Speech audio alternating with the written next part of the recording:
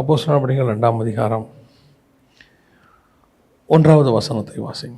பெந்தகோஸ்தே என்னும் நாள் வந்தபோது அவர்கள் எல்லாரும் ஒருமனப்பட்டு ஓரிடத்துல வந்திருந்தார்கள். கண்களை மூடுவோம். நல்ல தகப்பனே, எங்கள் சர்வ வல்லமை உள்ள ஆண்டவரே, தர்மையான நேரத்திற்காக எமக்கு ஸ்தோத்திரம். கிருபை உள்ள கரத்தில் எங்களை தாழ்த்துகிறோம் ஆண்டவரே. மகிமையின் தேவன் இம்மட்டும் எங்களை நடத்தி கொண்டு வருகிற தயவுக்காக உமக்கு நன்றி அப்பா. தேவனாகிய கர்த்தர் எங்களுக்கு தந்திருக்கிற நல்ல சந்தர்ப்பங்களுக்காக, வேத வார்த்தைகளுக்காக, வசனத்துக்காக உமக்கு நன்றி ஆண்டவரே.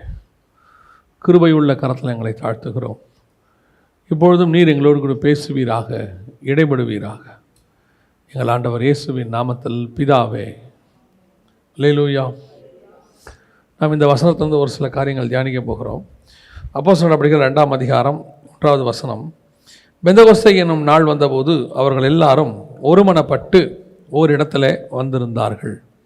இன்றைக்கி என்ன நம்ம பார்க்க போகிறோம் அப்படின்னா, இந்த எழுப்புதல் அப்படின்னு சொல்லக்கூடியதான சில காரியங்கள் பரவலாக பேசப்பட்டு கொண்டே இருக்கிறது.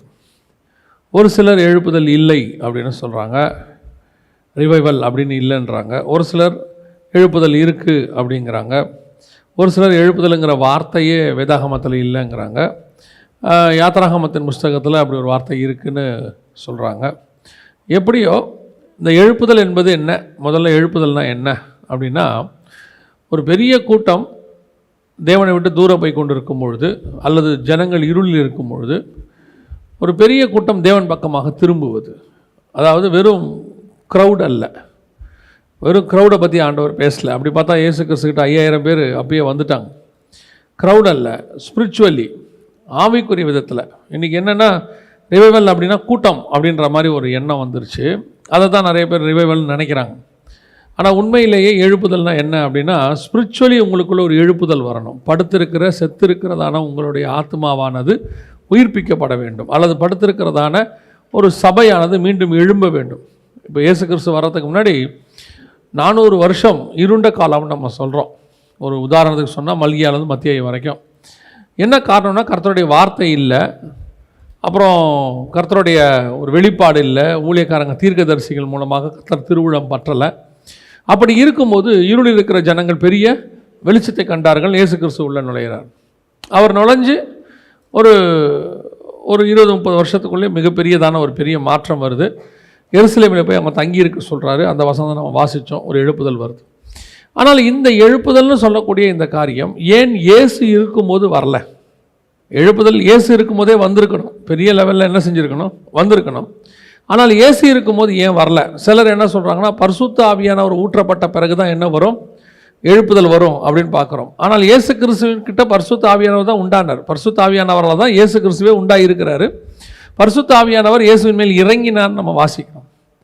இந்த எழுப்புதல் அப்படிங்கிற ஒரு விஷயம் ஏன் அந்த காலகட்டத்தில், கிட்டத்தட்ட ஒரு 3.5 வருஷம்னு வச்சுக்கோங்களேன், அப்போ வராமல் இயேசு கிறிஸ்து சொல்கிறாரு, நீங்கள் போய் எருசலேமிலே தங்கி இருங்கள், பரிசுத்த ஆவி உங்களிடத்தில் வருகிற வரைக்கும் எருசலேமிலே தங்கி இருங்கள், அப்பொழுது நீங்கள் பூமி அனைத்துக்கும் சாட்சிகளாக இருப்பீர்கள் அப்படின்னு. அப்போ இந்த எழுப்புதலுக்கும் இவங்க தங்கி இருக்கிற ஒரு விஷயத்துக்கும் ஏதோ கொஞ்சம் சம்மந்தம் இருக்குது. பரிசுத்த ஆவி இவங்ககிட்ட வரத்துக்கும்.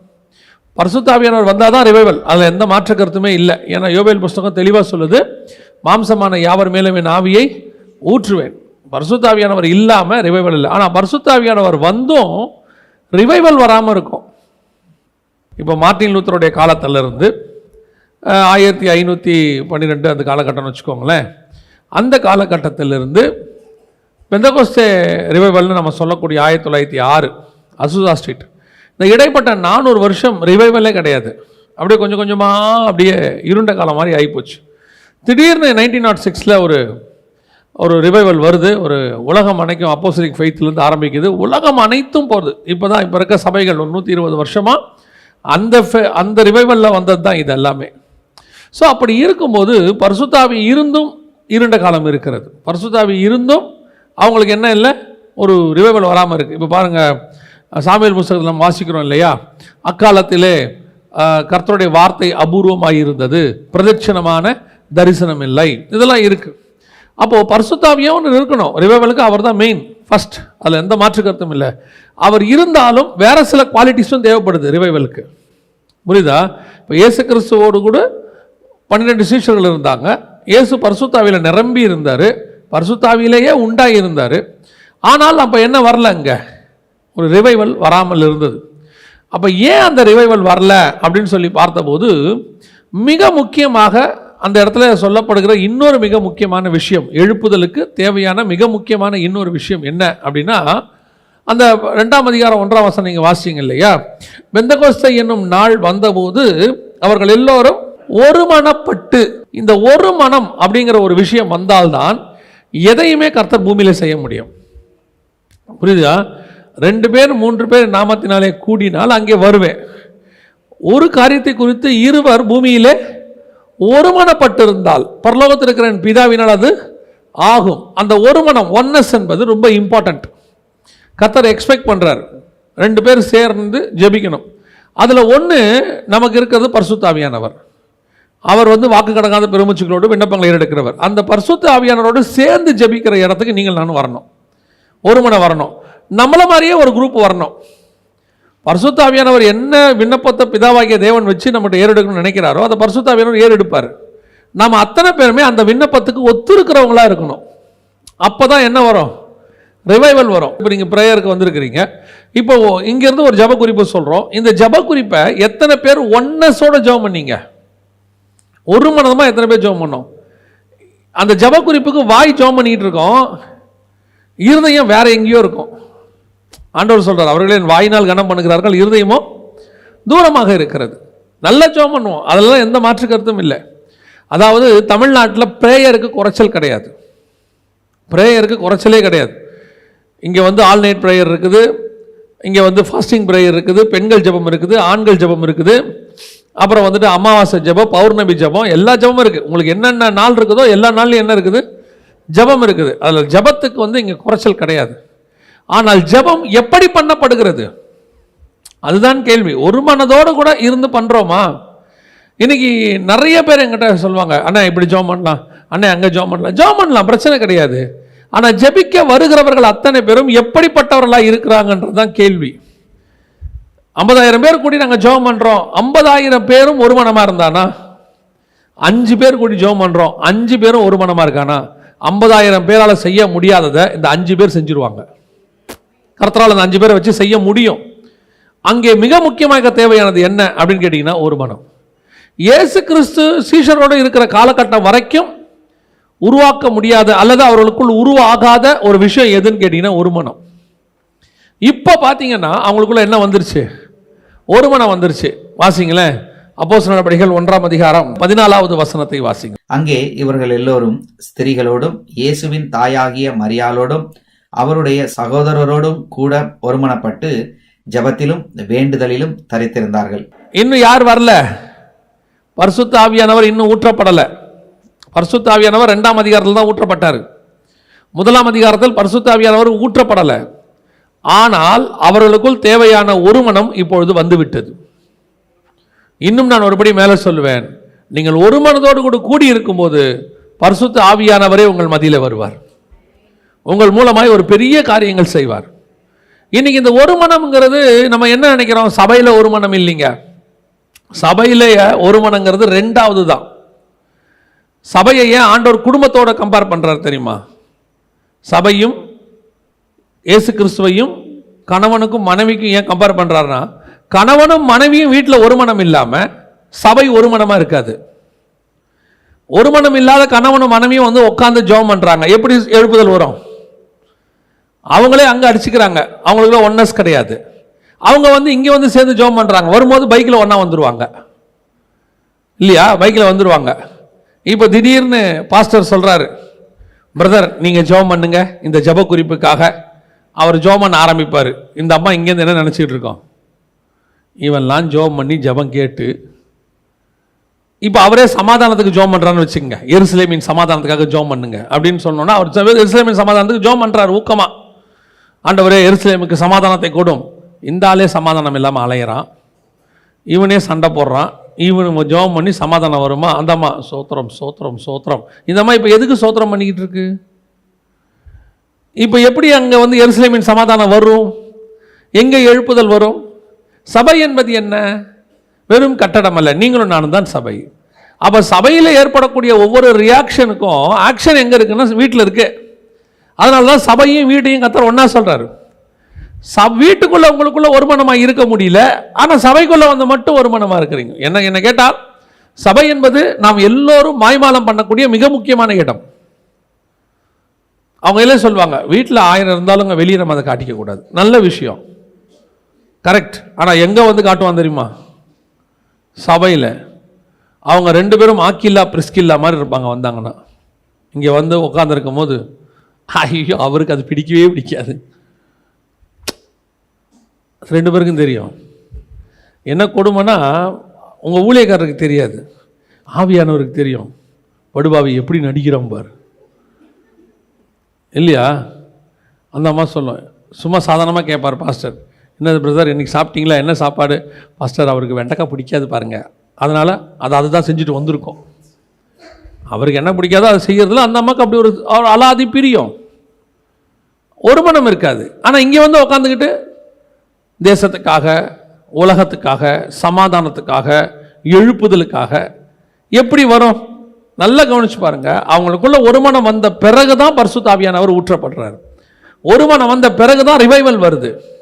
இன்னைக்கு ஏன் நிறைய பேருடைய குடும்பம் ஆசீர்வதிக்கப்படலை, ஏன் நிறைய பேருடைய ஊழியம் எக்ஸ்பெக்ட் பண்ற அளவுக்கு போகலை? காரணம் என்ன? அவர்களுக்குள் ஒரு மனம் கிடையாது. சில நேரத்தில் ஆச்சரியமாக இருக்கும், ராங் டாக்டரின் பேசுகிற ஊழியக்காரன் இருக்கான்ல, தப்பான டாக்டரின் பேசுகிறவன், அவன் தப்பாக பேசுகிறாங்கிறது உலகத்துக்கே தெரியும், அந்த அம்மாவுக்கும் தெரியும். ஆனால் அவங்களுக்குள்ள இருக்கிற அந்த ஒரு மனதை பார்த்துருக்கீங்களா? அனனியா சபிரல் மாதிரி அப்படி ஒரு மனம். ஒருத்தர் சொல்கிறாரு, என்னை பார்க்க பிதாவாகிய தேவன் வந்தாருங்கிறார். மனைவி கூட வந்து சொல்கிறாங்க, ஆம் நானும் பார்த்தேன் பிதாவை. என்ன ஒரு மனம் பாருங்க. இதெல்லாம் அனனியா சப்பிரலை தாண்டினது. பிதாவாகிய தேவனை போயே பார்க்க முடியாதுன்னு இருக்குது. பிதாவாகிய தேவன் எங்கே வந்தார்? என்ன பார்க்க வந்தார்? என்ன பார்க்க வந்ததுக்கு இப்போ யார் அதுக்கு ஆத்தரைஸ்டு பண்ணுறது? ஒரு ராங் டாக்டரின் பேசுகிறவனுக்கு அவன் மனைவி எவ்வளோ ஆத்தரைசேஷன் பாருங்க. சத்தியம் பேசுகிறவனுக்கு கீழே உட்காந்துக்கிட்டு ஒரு பிசாசு மாதிரி உட்காந்துருக்கோம். இன்னைக்கு ஒரு மனம் என்பது எங்கே இருக்கிறது? இப்போ பாருங்க, அப்போஸ்தலர் நடபடிகள், இப்போ ஏதோ பரிசுத்த ஆவியானவர் ஊற்றப்பட்ட அன்னைக்கு மட்டும்தான் அவங்களுக்கு ஒரு மனம் வந்ததுன்னு அர்த்தம் இல்லை. 2ஆம் அதிகாரம் அப்போஸ்தலர் நடபடிகள் 46வது வசனத்தை வாசிங்கள். அவர்கள் ஒருமனப்பட்டவர்களாய் தேவ ஆலயத்திலே அனுதினமும் தரித்திருந்து வீடுகள் தோறும் அப்பம் பெற்று மகிழ்ச்சியோடும் கபடமில்லாத இருதயத்தோடும் போஜனம் பண்ணி. அவ பாருங்க, ஒரு மனம்ங்கிறது ஏதோ ஒரு நாளைக்கு வர்றதில்லை. அவர் ஒருமனப்பட்டவர்களாய் தரித்திருந்து, அதுக்கப்புறம் அவன் அப்படியே தான் இருக்கான், எல்லாத்துலேயும் ஒன்னஸ். அப்போ ரிவைவலுக்கு காரணம் என்ன? ஒரு எழுப்புதல் அன்னைக்கு வந்துச்சு. காரணம் என்ன? ஏதோ ஒரு மனம் என்பது ஒரு நாள் அக்கேஷனுக்கு வரக்கூடியதான ஏதோ ஒன்று இல்லை. சிலர் பார்த்தீங்கன்னா ஒரு நாள் நல்லா இருப்பாங்க, ஒரு நாள் நல்லா இருப்பாங்க, அதுக்கப்புறம் திருப்பி பிரச்சனை வரும். திருப்பி ஒரு 15 நாள் கழிச்சு ஒரு மனப்படுவாங்க, அப்புறம் ஒரு 2 வாரம் பிரச்சனை போகும், அப்புறம் ஒரு வாரம் நல்லா இருப்பாங்க. அப்போ அவங்களுக்குள்ள என்ன வராது? அவங்களை கொண்டு கர்த்தர் பெரிய காரியங்களை செய்ய முடியாது. ஏதோ வாழ்க்கை ஓடும், அப்படி ஓடும். ஆனால் ஒருமனப்பட்டவர்களாய் தரித்திருந்து, அதான் ரொம்ப இம்பார்ட்டன்ட். ஒருமனப்பட்டவர்களாய் தரித்திருந்து அவங்க அதுக்கப்புறம் ஒரு மனதோடைய வாழ்க்கை ஆட ஆரம்பிச்சிட்டாங்க. இந்த ஒன்னஸ் தான் இன்னைக்கு கடைசி காலத்தில் கர்த்தர் எதிர்பார்க்கிற மிக முக்கியமான ஒரு சம்பவம். அது வீட்டுக்குள்ளேயும் இருக்கணும், வீட்டுக்குள்ளே இருந்தால் சபைக்குள்ளேயும் இருக்கும், சபைக்குள்ளே இருந்தால் தேசத்துக்குள்ளேயும் இருக்கும், தேசத்துக்குள்ளே இருந்தால் அதற்கு பேர் தான் எழுப்புதல். எல்லாருக்குள்ளேயும் ஒரு மனம் வந்துருச்சுன்னு வச்சுங்களேன், ரிவைவல் என்பது தானாய் வரும். அத்தனை பேருக்கும் ஒரு ஒன்னஸ். அது வீட்டில் ஆரம்பிக்கணும், சபையில் வெளிப்படணும். சபையில் வெளிப்படுறது தேசம் முழுக்கும் பரவும். இன்னைக்கு நமக்குள்ள அந்த ஒன்னஸ் இருக்குதா? இதுதான் ஆராயப்படும். இந்த ஒன்னஸ் இல்லாமல் இருப்பதுக்கு என்ன காரணம்? 3.5 ஆண்டு காலம் இயேசு கிறிஸ்துவோடு கூட அவர்கள் இருந்திருக்கிறார்கள். அப்போ வராத ஒரு மனம் இயேசு கிறிஸ்து போன பிறகு என்ன செய்யுது? வருது. பல நேரங்களில் சில காரியத்திற்கு கர்த்தர் கொஞ்சம் விலகி நிற்கிற மாதிரி நின்னார்னா தான் நமக்கு அறிவு வரும். கர்த்தர் கூடவே இருக்கிற வரைக்கும் நமக்கு என்ன தெரியாது? அருமை தெரியாது. நீங்கள் நல்லா ஜெபம் பண்ணிக்கிட்டே இருப்பீங்க, அந்த தேவனுடைய பிரசன்னம் உங்களை மூடிக்கிட்டே இருக்கும். அந்த பிரசன்னம் இருக்கிற வரைக்கும் அந்த பிரசன்னத்தினுடைய மேன்மை உங்களுக்கு தெரியவே தெரியாது.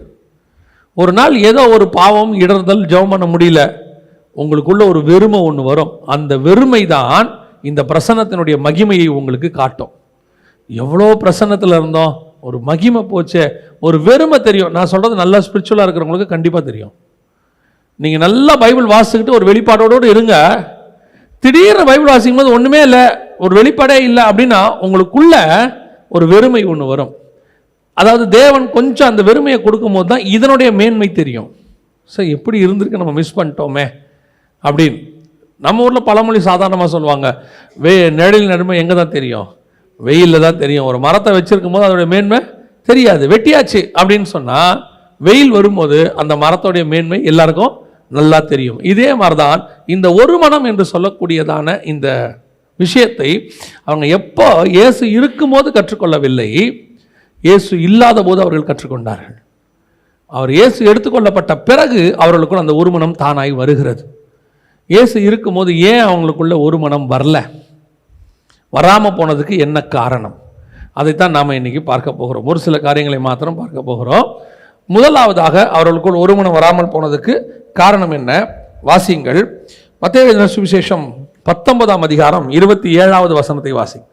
அப்பொழுது பேதுரு அவரை நோக்கி, எல்லாவற்றையும் விட்டு உம்மை பின்பற்றினோமே, எங்களுக்கு என்ன கிடைக்கும் என்றான். இன்னைக்கு ரிவைவலுக்கு மிக முக்கியமாக தடையாக இருக்கக்கூடிய அல்லது ஒரு மனதுக்கு தடையாக இருக்கக்கூடிய மிக முக்கியமான காரணம் எது அப்படின்னு கேட்டீங்கன்னு சொன்னால், ஆண்டவர்கிட்ட ஒரு தேவையோடு கூட வருகிற கூட்டம். நான் சொல்கிறது, இயேசுகிட்ட வரும்போது கண்டிப்பாக நம்ம ஒரு தேவையோடு தான் வந்தோம். ஒருத்தருக்கு அந்த தேவை மாறுபடும். அந்த தேவை என்ன செய்யும், மாறுபடும். ஒரு சிலருக்கு சமாதானம் இல்லை, சூசைட் பண்ணிக்க போனாங்க, கர்த்தர் சமாதானத்தை கொடுத்தாரு, வந்தாங்க. ஒரு சிலர் கடன் தொல்லை, கர்த்தர் அதை மாற்றினாரு, வந்தாங்க. ஒரு சிலருக்கு வியாதி சுகமாக்கினார், வந்தாங்க. ஸோ கர்த்தர்கிட்ட வர்றதுக்கு எல்லாருக்கும் என்ன இருக்குது, ஒரு காரணம் இருக்குது. ஆனால் வந்தாச்சு, எல்லாத்தையும் விட்டுட்டு வந்தாச்சு. வந்த பிறகு இவன் இயேசுவோடு கூட டிராவல் பண்ண ஆரம்பிச்சிட்டான். பேதுரு இயேசு கூட நடக்க ஆரம்பிச்சாச்சு. ஆனால் இவனுக்குள்ள ஒரு எண்ணம் இருந்துக்கிட்டே இருக்குது. என்ன எண்ணம் இருக்குது, எல்லாவற்றையும் விட்டு வந்தோமே, எங்களுக்கு அப்போ ஒரு தேவையோடு கூட கர்த்தரை பின்பற்றுகிற ஒரு கூட்டம். அதாவது ஆண்டவர் உன்னுடைய தேவை என்னவோ அதை கொடுத்து கூப்பிடுறாரு. இப்போ பேதுருக்கு மீன் அங்கே தேவை, கர்த்தர் கொடுத்து கூப்பிட்டாரு. ஆனால் அடுத்த வார்த்தை கர்த்தர் சொன்னார், அவைகளை விட்டு விடு, அதை விட்டுட்டு என் பின்னாடி வா. உன் தேவை என்னவோ அதை நான் தரேன், ஆனால் தேவைக்காக என்னை பின்பற்றாது. எல்லாவற்றையும் விட்டு நான் மட்டும் வேணும்னு என்னை பின்பற்றணும். அவனை கொண்டு தான் கர்த்தர் பெரிய காரியத்தை செய்ய முடியும். ஒரு ஆரம்பத்தில் வந்தது உண்மை, ஆனால் ஒவ்வொரு காலகட்டத்திலும் நம்ம தேவைகள் மாறிக்கிட்டே இருக்குது. ஃபர்ஸ்ட் 10 வருஷம் ஒரு பொருளாதார தேவை, அடுத்த 10 வருஷம் வாழ்க்கை செட்டில் ஆகணும், என் பொண்ணுக்கு ஒரு மாப்பிள்ளை பார்க்கணும், என் பையனுக்கு ஒரு வேலை கிடைக்கணும், வெளிநாட்டுக்கு போகணும், அதை போகணும், இதை போகணும். அடுத்த 10 வருஷம், பாஸ்டர் ஆண்டவர் எங்களை ஒரு குறை இல்லை, எங்கள் குடும்பத்திலே நாங்கள் மட்டும்தான் வாடகை வீட்டில் இருக்கிறோம், எப்படியாவது நாங்கள் ஒரு சொந்த வீடு கட்டிடணும். எங்கள் அக்கா தங்கச்சிங்கெல்லாம் என்னை ஏளனமாக பார்க்குறாங்க எல்லாரும். இப்படி ஒரு 10 வருஷத்துக்கு ஒரு தடவை ஒரு விண்ணப்பம் என்ன இருக்குது, இருந்துகிட்டே இருக்குது. அடுத்து எப்படியாவது ஒரு பேரப்பிள்ளையை பார்த்துடணும் பாஸ்டர், என் பிள்ளைக்கு இப்போ கல்யாணம் ஆயிடுச்சு, குழந்தை பிறக்கலை, அந்த பேரப்பிள்ளையை மடியில் வச்சு பார்க்க வேண்டாமா, கர்த்தர் எனக்கு அதை. அப்புறம் அடுத்த 10 வருஷம் பாஸ்டர் எப்படியாவது நல்லபடியாக உங்கள் கையால் எனக்கு ஒரு அடக்காராதனை பண்ணிடணும். அப்படின்னா என்ன அர்த்தம்னா, அந்த அம்மா சாகிற வரைக்கும் இவர் வருகையில் கூட போகக்கூடாது, இருந்து அந்த அம்மாவை அனுப்பிட்டு தான் என்ன செய்யணும், போகணும். ஏதாவது ஒரு தேவை இருந்துக்கிட்டே என்ன செய்யுது இருக்கு. 10 வருஷத்துக்கு ஒரு தடவை அது ஊழியக்காரனுக்கு மாறும், விசுவாசிக்கு மாறும். ஒவ்வொரு ஊழியக்காரனுக்கும் 10 வருஷத்துக்கு ஒரு தேவை மாறுது. ஒவ்வொரு விசுவாசிக்கும் 10 வருஷத்துக்கு ஒரு தேவை மாறுது. அப்போ கர்த்தரை நான் பின்பற்றுகிற போது ஏதோ ஒரு பெட்டிஷனை கையில் வச்சுக்கிட்டே தான் போகிறேன். நல்லா கவனிச்சு பார்த்தீங்களா, ஏதாவது ஒரு ஆள் கோட்டை வாசலில் நிற்கிறான்னா அவன் கையில் என்ன இருக்கும், மேக்சிமம் பெட்டிஷன் தான் இருக்கும். ஒரு சிலர் மட்டும்தான் எப்படியாவது ஒரு முகத்தை பார்க்கணும்னு நிற்கிறவன் இருப்பான். முதலமைச்சரையோ அல்லது சினிமா நடிகனையோ பார்க்க நிற்கிறவங்கள ஒரு குரூப் முகத்தை மட்டும் பார்த்தான்னு நிற்கிற ஒரு குரூப் இருக்கு. ஒரு குரூப் தேவையோடு கூட நிற்கும். ஆண்டவர்கிட்ட பேதுரு இத்தனை வருஷம் ஃபாலோ பண்ணிட்டாரு. ஃபாலோ பண்ணிட்டு வரும்போது இத்தனைக்கும் இயேசு எருசலேமுக்கு சமீபமாக போயிட்டார். அடுத்து அவர் உள்ள எருசலேமுக்குள்ள பாட அனுபவிக்க போகணும். அப்ப கேட்கிறான் இயேசுவை பார்த்து, எல்லாவற்றையும் விட்டு பின்பற்றினோமே, எங்களுக்கு என்ன கிடைக்கும்? இந்த என்ன கிடைக்கும்னு கேட்கிறவனை வச்சு எதுவுமே செய்ய முடியாது. ஆண்டவர்கிட்ட தேவையோடு கூட நிறைய பேர்கிட்ட இன்னைக்கு என்ன ஒரு நோக்கம் இருக்குன்னா, ஆண்டவரை நான் ஒரு வேலை பார்த்துக்கிட்டு இருந்தேன், ஊழியத்துக்கு வரவங்க வேலை பார்த்துக்கிட்டு இருந்தேன், அந்த வேலையை விட்டுட்டு ஆண்டவர் என்ன ஊழியத்துக்கு வர சொன்னார். கரெக்ட். இவங்களும் தியாகத்தோட என்ன செஞ்சுறாங்க, ஊழியத்துக்கு வந்துடுறாங்க. வந்துட்டு இப்போ என்ன பண்றாங்க, அங்க எதை நான் வேலை பார்த்துருந்தா என்ன கிடைச்சிருக்குமோ அது எனக்கு எங்க வேணும், இங்க வேணும். அப்படின்னா இவங்க என்ன பண்ணியிருக்கிறாங்கன்னா ஆல்டர்னேட் வேலை மாற்றி இருக்கிறாங்க, ஆல்டர்னேட் ஊழியம் மாற்றி இருக்கிறாங்க. வேலைக்கு பதிலாக ஊழியத்துக்கு வந்திருக்காங்க, அவ்வளோதான். இவங்களுடைய மைண்டு ஊழியத்துக்கு வரல. ஊழியம் என்பது வேறு. நீங்கள் வேலை பார்ப்பது சர்வை பண்றதுக்காக, வாழ்றதுக்காக. நீங்கள் ஊழியம் பண்ணுவது சாவதற்காக, நித்திய ஜீவனை சுதந்திரிப்பதற்காக. நித்திய ஜீவனை சுதந்திரிக்கிறேன்னா இந்த ஜீவன் சாகணும். என்னை நான் சிலுவையில் அறைந்திருக்கிறேன், இது செத்தாதான் நித்திய ஜீவன். அப்ப ஊழியம் என்பது சாவது, வேலை என்பது, உலக வேலை என்பது வாழ்வது. நீ வாழ்றதுக்காக. அந்த உலக வேலை பார்க்குறவன்லாம் பாருங்க, மாசம் மாசம் சம்பாதிப்பாங்க. பிள்ளைகளுக்கு நாங்கள் என்ன செய்கிறோம், வீடுக்கு வீடு கட்டுவோம், வாசல் வாங்கி வைப்போம், இடம் வாங்கி போடுவோம். அப்புறம் ஒரு காலகட்டத்தில் பெம்பளை பிள்ளையாக இருந்தால் கல்யாணம் பண்ணி வைக்கணும், பையனாக இருந்தால் கல்யாணம் பண்ணி வைக்கணும். அப்புறம் ஒரு காலகட்டத்தில் பேர பிள்ளையை பார்க்கணும். அவன் தாட் அவ்வளோதான், அவ்வளோதான். அது தாண்டி அவன்கிட்ட ஒன்றுமே இருக்காது. இப்போ நீ தேவன்கிட்ட வந்தாச்சு, இங்கே வந்து உன் தாட் என்னவா தான் இருக்குது. அப்போ என்ன நீங்கள் மாறி இங்கே வந்தீங்க? அப்போ ஆண்டவர்கிட்ட வந்ததுடைய பிரயோஜனம் என்ன?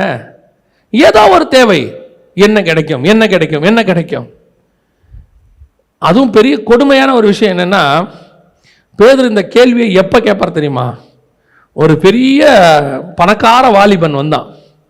வந்துட்டு அவன் ஆஸ்தி மிகுதியாக இருந்தபடியினாலே என்ன பண்ணுறான், அவன் துக்கத்தோடு கூட திரும்பி போயிட்டான். இவர் துருத்துருன்னு அடுத்த கேள்வி கேட்குறாரு, ஆண்டவரே அவன் நீர் எல்லாவற்றையும் விட்டு வர சொன்னீர், அவன் வரமாட்டான்ட்டான். ஆனால் அவன் யாரு? மிகுந்த ஆஸ்தி உள்ளவன், நியாயமாக சம்பாதிச்சவன். அவன் விட மாட்டேன்ட்டான். இவர் உடனே குவாலிஃபிகேஷனை உயர்த்துறாரு, இவருடைய கிரைட்டீரியாவை கொண்டு வந்து காட்டுறாரு. நான் யார் தெரியுமா ஆண்டவரே? எல்லாவற்றையும் விட்டு வந்தேன். ஏற்கனவே சொல்லியிருப்பேன், நம்மளா இருந்தால் அந்த கேள்வி அதுக்கு பதிலே வேற தான். பேதுரு இப்படி சொன்ன உடனே நம்ம ரிப்ளை என்னவா இருக்கும் தெரியுமா? சரி பேதுரு, என்ன விட்ட சொல்லுப்பா, ஒரு லிஸ்ட்டு போடுவோம். நீ விட்டது என்ன? ஆண்டவரே நான் போட்டை விட்டேன். என்ன போட்டு? என்ன போட்டு? முழுவதும் பிரயாசப்பட்டாலும் ஒரு மீனும் கிடைக்காத ஒரு போட்டு. ஆண்டவரே வலைய விட்டேன். என்ன வலைய விட்ட? மருந்துக்கு கூட ஒரு மீன் கிடைக்காது. இல்லை 2 போட்டு நிறைய மீன் கிடைச்சது. அது உனக்கு மீன் பிடிக்க தெரியாமல் நீ பண்ணது, நான் சொன்னதுனால உனக்கு கிடைச்சது. அதுவும் நீ பிடிச்சது இல்லை, நான் சொன்னதுனால அது கிடைச்சது. நீ என்ன பிடிச்ச? ஒன்றும் பிடிக்கல. இப்போ என்ன விட்ட? நம்மளா தான் என்ன செய்வோம்? இப்படி ஒரு கேள்வி கேட்போம். கர்த்தர் அவர் ஆண்டவர், நம்ம மனுஷன், அதான் டிஃபரன்ஸ். அவர் பெருந்தன்மையாக சொல்கிறார், பரவாயில்லப்பா மறுஜன்ம காலத்தில் நீ நியாயம் இருக்கிறவனாக இருப்பாய், அதெல்லாம் சொல்கிறார். இப்போ நமக்கு உள்ள இந்த ஒரு எண்ணம் இருந்துகிட்டே இருக்கு. ஆண்டவருக்காக விட்டுட்டு வந்தோம், ஆண்டவருக்காக விட்டுட்டு வந்தோம். என்ன விட்டோம் சொல்லுங்களேன்? ஆண்டவருக்காக நம்ம என்ன தான் விட்டோம்? பல நேரங்களில் சில பரிசுத்தவான்கள், பவுல் எடுத்துக்கோங்களேன், அவர் சொல்றாரு எல்லாவற்றையும் நஷ்டமும் குப்பையும் என்று விட்டேன். அப்படின்னா அதுல ஒரு நியாயம் இருக்கு. லாபமான அனைத்தையும் பேதுரு விட்டது நஷ்டமானது, பவுல் விட்டது லாபமானது. லாபமான என்ன? என் வாழ்க்கைக்கு அது லாபம், ஆனா ஸ்பிரிச்சுவாலிட்டிக்கு அது நஷ்டம். பேதுரு எல்லாவற்றையும் விட்டேன்னு சொன்னது எது தெரியுமா? ஸ்பிரிச்சுவாலிட்டிக்கு லாபம் இல்லை, வாழ்க்கைக்கு லாபம். இன்னைக்கு நாம என்ன செய்யறோம்? ஏதாவது ஒன்று வாழ்க்கையில் ஏதாவது ஒன்று விட்டுருக்குறோம். கண்டிப்பாக யாரும் இங்கே உங்களுடைய தியாகத்தை கர்த்தர் கனவீனப்படுத்தலை. ஆனால் அதையே கட்சி வரைக்கும் யாராவது ஒருத்தர் உங்களை அடிச்சிருப்பாங்க 20 வருஷத்துக்கு முன்னாடி. எப்போ நீங்கள் ஊழியத்துக்கு வர்றதுனாலையோ ஆண்டவர் ஏற்றுக்கொண்டதுனாலையோ என்ன செஞ்சுருப்பாங்க? அடிச்சிருப்பாங்க. 20 வருஷம் கழிச்சும் ஒரு கூட்டம் என்னை சூழ்ந்து கொண்டு அடித்தது, நான் தாக்கப்பட்டேன். எப்படி இருக்கும் பாருங்களேன். ஆண்டவர் என்ன தெரியுமா சொல்லுவார்? நீ தாக்கப்பட்டது உண்மைதான், நான் இல்லைன்னே சொல்லலை. போராடலாம் சொன்னால் எப்பட்றா? இல்லையா? பவுல் பட்டணந்தோறும் அடிக்கப்பட்டார், அதையே ஒரு தடவை தான் சொல்லியிருக்கிறார். பட்டணந்தோறும் அவர் என்ன பண்ணியிருக்கணும்? 13 புக்கு எழுதியிருக்கிறார். 13 புக்லேயும் அவர் என்ன எழுதியிருக்கணும்? பட்டணந்தோறும் அடிக்கப்பட்டேன். கலாத்தெரிய உங்களுக்கு தெரியுமா? நான் பட்டணந்தோறும் அடிக்கப்பட்டேன். கொரிந்தியரே உங்களுக்கு தெரியுமா, நான் பட்டணம் தூரம் அடிக்கப்பட்டேன். கொரிந்தியரே நான் 2வது முறை உங்களுக்கு எழுதுகிறேன், பட்டணம் முழுவதும் அடிக்கப்பட்டேன். எபேசியர் உங்களுக்கு தெரியுமா, நான் பட்டணம். இப்படி இதுதான் எல்லா இடத்துக்கும் போகிற இடத்துக்கு சொல்கிறது. ஒரே ஒரு இடத்துல சொல்கிறாரு, நான் பட்டணம் தூரம் அடிக்கப்பட்டேன், அதோட முடிச்சுட்டாரு. அவ்வளோதான். ஒன்று நல்லா தெரிஞ்சுக்கொள்ளுங்க, நாம் விட்டதை நாம் சொல்லக்கூடாது, பரலோகம் சொல்லணும். அதுதான் ஆசீர்வாதம். யோபு விட்டதை யார் சொல்லக்கூடாது? யோபுவே சொல்லக்கூடாது, தேவன் சொல்லணும். உண்மையும் உத்தமும் சன்மார்க்கம் உள்ளவன் அவன் தான் சொல்லணும். இன்னைக்கு ஒரு கூட்டம், என்ன கிடைக்கும் ஆண்டவரே, என்ன கிடைக்கும் ஆண்டவரே, இது இப்படி இது எப்படி மாறி எப்படி ஆயிடுச்சு தெரியுமா? இவன் என்ன கிடைக்கும் கேட்டது போக நீயும் கேளு, கர்த்தர் உனக்கும் தருவார். இப்போ ஒரு குரூப்பே என்ன ஆயிடுச்சு, ஆண்டவரே எனக்கு என்ன கிடைக்கும், ஆண்டவர் என்ன கொடுப்பீங்க. இவர்கள் அத்தனை பேரும் இந்த பூமியை சுதந்திரிப்பதற்காக பிரயாசப்படுகிறவர்கள். இதுவே பவுல் கேட்டிருந்தா எப்படி இருந்திருக்கும்? ஆண்டவரே நான் லாபமான அனைத்தையும் நஷ்டம் என்று விட்டேன், எல்லாம் முடிச்சிட்டேன். இப்போ நியாயமாக ஆண்டவர் கேட்கணும், பவுல் உனக்கு என்ன வேணும், நீ எனக்காக இவ்வளோ பெரிய காரியம் செஞ்சிட்ட, உனக்கு என்ன வேணும்? பவுல் என்ன தெரியுமா சொல்லியிருப்பாரு? அவர் அதுதான் சொல்கிறார் பைபிளில். என்ன தெரியுமா சொல்கிறாரு? நான் தேகத்தை விட்டு பிரிந்து தேவனோடு இருக்கிறதை விரும்புகிறேன், என்னை விட்டுருங்கடா நான் அங்கே போயிடுறேங்கிறாரு. இதுதான் நீ தேவனிடத்தில் கேட்க வேண்டியது, எனக்கு என்ன கிடைக்கும்னு சொல்லி. உன்னுடைய தேவை அனைத்தும் பரலோகத்துக்குரியதாக இருக்கணும். பூமிக்குரிய தேவனுக்கு என்ன விட்டு திருப்பி பூமிக்குரிய தேடினீங்கன்னா என்ன பிரயோஜனம்? அதில் என்ன பிரயோஜனம் இருக்கு சொல்லுங்க? இங்கே விட்டுட்டு அங்கே தேடுறோம். அதுவும் எப்படி தேடுறோம்? வட்டியும் முதலமா தேடுறோம். கர்த்தருக்காக நான் அன்னைக்கு வீட்டை விட்டு பைபிளோட வெளியே வந்தேன். பின்ன சொத்து எழுதி கொடுத்தா அனுப்புவான். யோசித்து பாருங்க. நீ அன்னைக்கு உன் சொத்தெல்லாம் கொடுக்க வேண்டியது கொடுக்காம உங்களை ஏமாற்றி என்ன செஞ்சிட்டாங்க? அனுப்பி விட்டுட்டாங்க. இயேசுவை ஏற்றுக்கொண்டதுனால நீங்கள் தனிமைப்படுத்தப்பட்டீர்கள், உண்மை. அதற்காக உங்களுக்கு திருப்பி சொத்து கொடுக்கணும்னு என்ன இருக்கு? சொத்து ஏமாத்திட்டாங்க, அதனால சொத்து கொடுக்கணும்னு என்ன இருக்கு? என்ன கண்டிஷன்? நீ வந்தது நான் இழந்த சொத்தை வாங்குவதற்கு அல்ல, அது உலகத்தினுடைய நஷ்டம், அது எனக்கு தேவையில்லை. இதை காட்டிலும் மேலான ஆசீர்வாதம் ஒன்று எனக்கு வைத்திருக்கிறார், அதை சுதந்திரிக்கும்படி இதை நான் விடுகிறேன். இதுதான் உண்மையிலேயே தேவனை தேடுறதுக்கான காரணமா இருக்கணும். நம்ம வரும்போது எல்லாரும் கர்த்தர் கொடுக்கிறார், அதுல எந்த மாற்று கருத்தும் இல்லை. நீங்க போய் கேட்ட உடனே கர்த்தர் என்ன செய்யறாரு? தர்றாரு. நம்ம கேட்கிறோம், ஆண்டவரே என்னை ஏமாத்திட்டாங்க, எனக்கு எப்படியாவது ஒரு வீடு கொடுங்கப்பா, கொடுத்துருவாரு. ஏன்னு சொல்ல நல்லா தெரிஞ்சுக்கொள்ளுங்க, என் நாமத்தினாலே நீங்கள் எவை கேட்பீர்களோ அவைகள் உங்களுக்கு. இளையகுமாரன் போய் தன் தகப்பங்கிட்ட கேட்குறான் இல்லையா, என் சொத்தை பிரித்து கொடுங்க, நான் போகிறேன். தகப்பன் கொடுத்தாரா இல்லையா? கொடுத்தாரு. தகப்பன் அந்த இடத்துல சொன்னாரா? கொடுக்க மாட்டேன்னு சொன்னாரா? இல்லைப்பா நீ அழிச்சிருவேன்னு சொன்னாரா? ஒன்றும் சொல்லலை. கேட்டவொன்னே என்ன பண்ணிட்டாரு? கொடுத்துட்டாரு, அவ்வளோதான். ஏன்னா அந்த தகப்பனுக்கு நல்லா தெரியும், இவன் எங்கிட்ட கேட்குற எதுவுமே மேன்மையானது கிடையாது, இவையெல்லாம் அழியக்கூடியது. இவனுக்கு இன்னும் எது தெரியல, அப்பா இந்த சொத்து இல்லைப்பா, சொத்தை விட மேலான நீங்க தான் எனக்கு வேணும்னு அவனுக்கு தெரியல. இப்ப இந்த சொத்தை அவன் மேன்மையா நினைக்கிற வரைக்கும் அவன் என்ன பண்ண மாட்டான்? என்ன பெருசா நினைக்க மாட்டான். அப்ப இந்த சொத்து அழிஞ்சிருச்சுன்னா கண்டிப்பா அவனுக்கு என்ன தெரியும்? எங்க அப்பாவுடைய அன்பு தான் எனக்கு மேன்மையானதுன்னு. அவன் கேட்ட உடனே பிரிச்சு கொடுத்துட்டாரு, போடா எடுத்துட்டு போ. இப்போ மற்றவனுக்கு என்ன தோணும்? என்னங்க நம்மளா இருந்தால் அட்வைஸ் பண்ணுவோம், என்னங்க அவன் அழிப்பான்னு தெரியும், அவங்க கையில் கொடுக்குறீங்களே. இவர் சொல்வார், எனக்கும் தான் தெரியும், எனக்கு தெரியாதா அவன் அழிப்பான்னு? அவன் கேட்கறதே அழிக்கிறதுக்கு தான் ஏன் கேட்குறான், அதுக்கு தான் ஏன் கொடுத்தேன் போ. ஒரு நாள் கரெக்டாக தகப்பன் நினைத்தது நடந்தது. சொத்தெல்லாம் அழிந்தது. அழியும் போது தகப்பன் ஞாபகம் வந்தது, இந்த சொத்து அல்ல என் தகப்பன். இன்னைக்கு நிறைய பேர் உங்களுக்கு சொல்லி கொடுக்குறான் இல்லையா, கிளைம் பண்ணு, கேளு, உனக்கு ஆண்டவர் வந்து பென்ஸ் கார் கொடுப்பாரு, BMW கொடுப்பாரு, உனக்கு லேண்டு கொடுப்பாரு, வீடு கொடுப்பாரு. கரெக்ட், நாங்கள் இல்லவே சொல்லலை, கர்த்தர் கொடுப்பார். நீ ஃப்ளைட்டு கேளியா, கொடுப்பாரு. நாங்களும் இல்லைன்னு சொல்லவே இல்லை. நீ கேட்கறதெல்லாம் இளையகுமாரன் தகப்பன்ட்ட கேட்டதை கேட்டுக்கிட்டு இருக்கிற. உனக்கு இன்னும் தகப்பன் யாருன்னு தெரியல, உன் தகப்பனுடைய வீடு என்னன்னு தெரியல உனக்கு. உன் தகப்பன் வீட்டை விட்டுட்டு எவ்வளவு சொத்தை வாங்கிட்டு நீ வெளியே போனாலும் அது அழிந்து விடும். உன் தகப்பன் வீட்டுக்குள்ள இருக்கும் போதுதான் உனக்கு மேன்மை. நீ கேட்கறது எல்லாமே உலகத்துல அழிவுக்கானது. உன் தகப்பனை உனக்கு கொடுக்குறாரு. நீ என்ன சொல்ற? பாத்தீங்களா, நாங்க கிளைம் பண்ணோம், நாங்க கேட்டோம், கிருபையின் உபதேசம் கேட்டோம், எங்களை என்ன செஞ்சோம்? பெற்றுக்கொண்டோம்.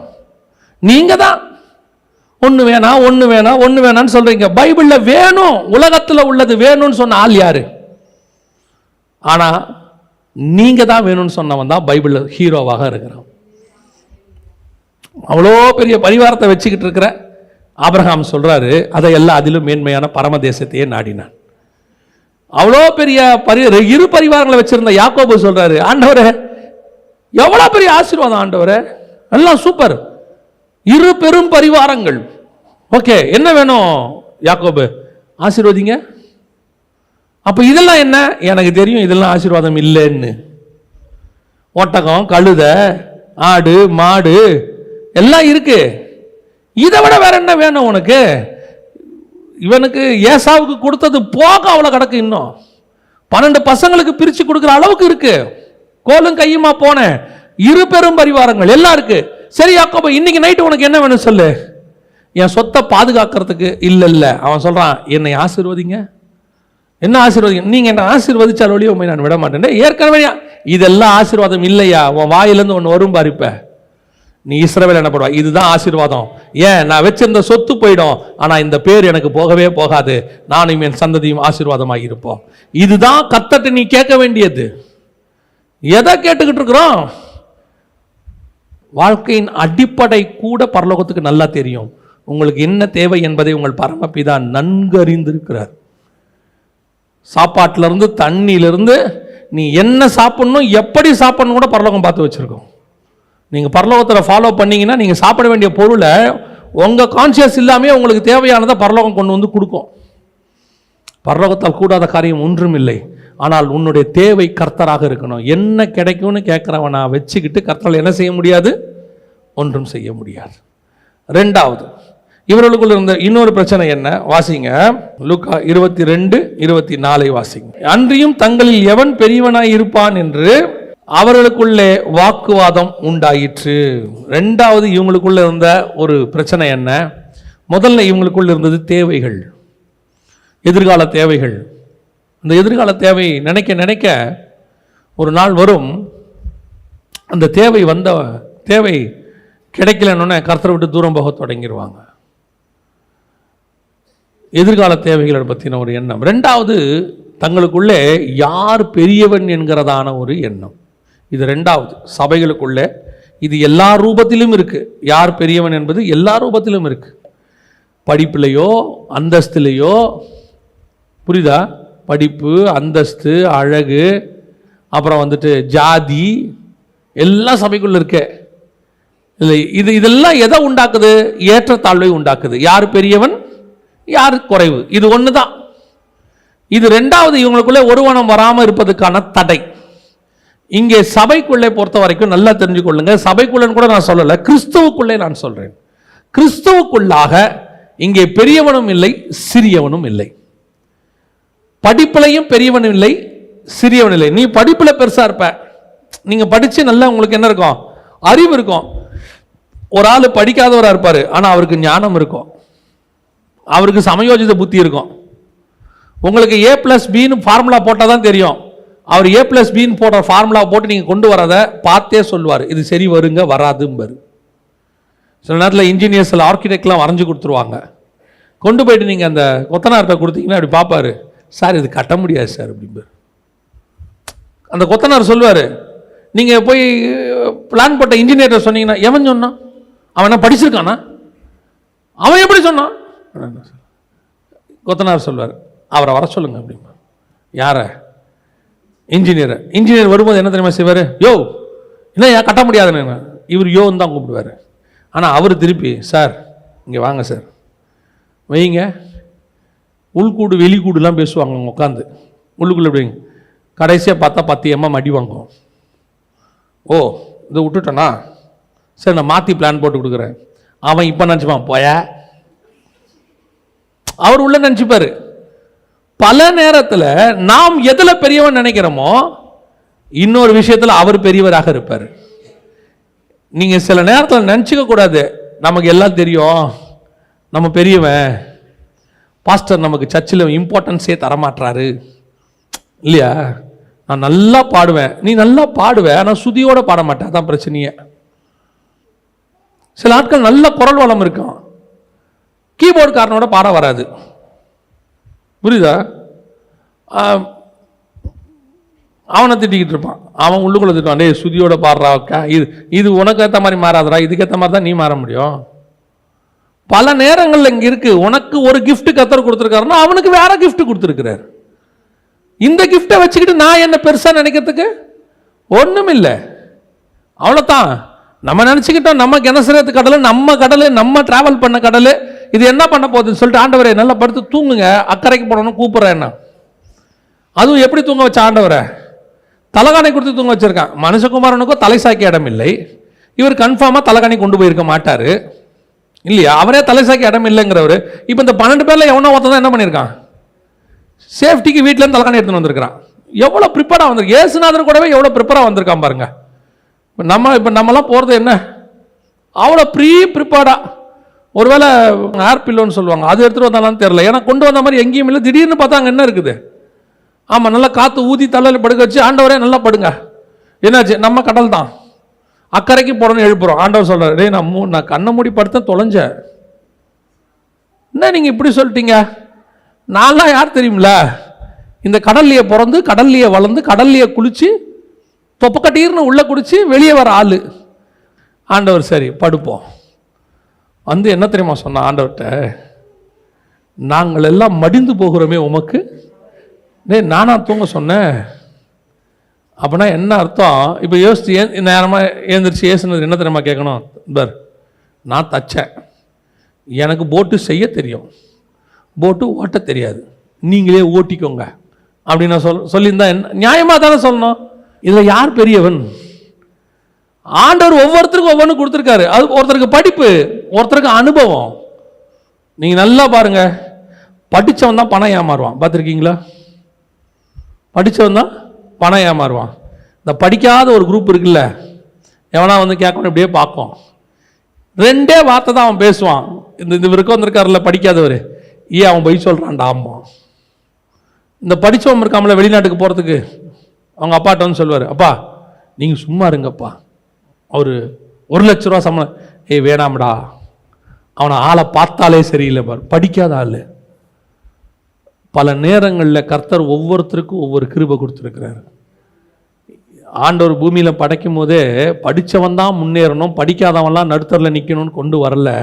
ஒவ்வொருத்தருக்கும் ஒன்று கொடுத்துருக்கிறார். ஒருத்தனுக்கு மியூசிக்காக இருக்கும், ஒருத்தனுக்கு ஸ்போர்ட்ஸாக இருக்கும், ஒருத்தனுக்கு எஜுகேஷனாக இருக்கும், ஒருத்தனுக்கு அட்மினிஸ்ட்ரேஷனாக இருக்கும், ஒருத்தனுக்கு இன்ஜினியரிங்காக இருக்கும், ஒருத்தனுக்கு மெடிக்கலாக இருக்கும், ஏன் ஒருத்தனுக்கு தொழில் பார்க்குறதா இருக்கும், பிஸ்னஸ்மேனாக இருக்கும். இதுக்கு கர்த்தர் ஒவ்வொருத்தருக்கும் இதில் யாரும் இங்கே சின்னவன் பெரியவனே கிடையாது. எவ்ரிபடி கர்த்தருக்கு முன்பாக நாம் எல்லோரும் சரிசமமாக இருக்கிறோம். அது வெளியே எப்படியோ, சபைக்குள்ள கிடையவே கிடையாது, எதுலையுமே கிடையாது. சபைக்குள்ள உட்காந்துக்கிட்டு எனக்கு ஒரு ஊழியக்காரரை தெரியும், அவர் பேசும்போதே எப்படி பேசுவார் தெரியுமா? அவர் செட்டியார் வந்திருக்காரு, அவர் கோனார் வந்திருக்காரு, அவர் நாடார். ரொம்ப இது என்ன சபைக்குள்ள என்ன? இன்னும் பழையவைகள் எல்லாம் இன்னும் என்ன செய்யல, ஒளிஞ்சு போகல. இன்னும் சபைக்குள்ள ஜாதி பெருமை, அவர் பெரியவர், இவர் சின்னவர், அவர் பணக்காரரு, அவர் ஆடிட்டரு. உன் ஆடிட்டிங்கு, உன்னுடைய பணம், ஆஸ்தி, சம்பாத்தியம், உன்னுடைய ஜாதி பெருமை எல்லா குப்பையும் தூக்கி வெளியே போட்டுருங்க. சபைக்குள்ள யாரும் இங்க பெரியவனே கிடையாது. பெரியவர் ஒருவர் இருக்கிறார், அவர் ஒருவர் தான் பெரியவர். அவரை தாண்டி பெரியவர் இங்க யாருமே கிடையாது. எதுக்குமே பெரியவன் கிடையாது. நீ ஒருவேளை டேலண்டோட இருந்தாலும் நீ பெரியவன் கிடையாது. நீ உன் டேலண்டை யூஸ் பண்றதுக்கு கிருபை தந்தவர் அவரு. அவ்வளவுதான். கர்த்தர் நினைச்சாருன்னா ஒரு நாள் ராத்திரியில எல்லாத்தையும் புட்டிங்கிட்டு காத்திறக்கி விட்டுருவாரு. எப்பேற்பட்ட ராஜா நேபுகாத் நேச்சர், ஒரே நாள் ராத்திரி, மறுநாள் பார்த்தா கையில பறவைகளுக்கு வளர்ற மாதிரி நகம்லாம் வளர்ந்து, எப்படி ஆயிருச்சா? எல்லாம் பறவைகளுக்கு வளர்ற மாதிரி நகம்லாம் வளர்ந்து, உடம்பெல்லாம் ஃபெதர்ஸா மாறி, பட்சிகளை போல மாறி பனியில போய் கிடந்தானா 7 வருஷம். எப்பேற்பட்டவனையும் புல்லு மேய வைக்க அவருக்கு முடியும். என்கிட்ட படிப்பு இருக்கு, எதிர்காலம் இருக்கு, நான் நினைச்சா போதும், எங்க போனாலும் பழச்சுப்பேன். சிலர் சொல்லுவாங்க எங்க போனாலும் பழச்சுப்பேன். கர்த்தர் இல்லாட்டி எங்க போனாலும் நடுத்தல தான் நிற்ப. என்ன இப்ப நீ நிக்கிறது அம்ஜிக்கரை நடுத்தருவா இருக்கும், இல்லைன்னா அமெரிக்கா நடுத்தருவா இருக்கும். அங்க போனாலும் நடுத்தல் தான் நிற்ப. நிறைய பேர் நினைச்சுக்கிறாங்க அமெரிக்கா போயிட்டா போதுங்க, எப்படி பழச்சிருவேன், எனக்கு இருக்கிற டேலண்ட்டுக்கு, எனக்கு இருக்கிற எக்ஸ்பீரியன்ஸுக்கு, எனக்கு இருக்கிற படிப்புக்கு அங்க போய் பார்த்தா தான் தெரியும். நீ யோர்தான்ல இருந்தாலும் சரி, எகிப்துல இருந்தாலும் சரி, அல்லது நீங்கள் பாபிலோன்ல இருந்தாலும் சரி, கர்த்தர் இருந்தால் நீங்கள் அரண்மனை வாசல்ல உட்கார்ந்திருப்பீர்கள். கர்த்தர் இல்லாவிட்டால் சிறைச்சாலை தான். கர்த்தர் இல்லாவிட்டால் சிங்ககபி தான். கர்த்தர் தான் உன்னை அங்கிருந்து காப்பாற்றி மேலே கொண்டு உட்கார வைக்கணும். நமக்குள்ள மேன்மை வரவே கூடாது. யார் பெரியவங்கிற எண்ணம் வரவே கூடாது. இங்கே பெரியவன் என்று ஒருவன் இல்லவே இல்லை. ஊழியக்காரங்களை கூட சொல்றேன், அவர் பெரிய ஊழியக்காரங்க. என்ன பெரிய ஊழியக்காரரு, என்ன பெரிய ஊழியக்காரரு? உலகத்தையே அசைச்ச பவுலே ஒண்ணும் இல்லைன்ட்டு போட்டான். எல்லாரும் நான் சிறியவன் போயிட்டான். உலகத்தையே அசைச்ச பவுல் ஒரு புக்கில் எழுதியிருக்காங்க. பவுலை பத்தி அறியாமையில் எழுதியிருக்காங்க. பட் அவங்க பவுலுக்கு கொடுத்துருக்கிற மேன்மையை பார்க்குறேன். அவர் நாத்திக புக்கு அது. அதில் எழுதியிருக்கிறாங்க, பவுல் என்கிற ஒருவன் இல்லாதிருந்தால் கிறிஸ்துவுக்கு பிறகு கிறிஸ்தவம் இருந்திருக்காதுன்னு எழுதுறாங்க. கிறிஸ்டியானிட்டின்னு ஒன்று பவுல் இல்லாட்டி கிடையாதுன்னு எழுதுறாங்க.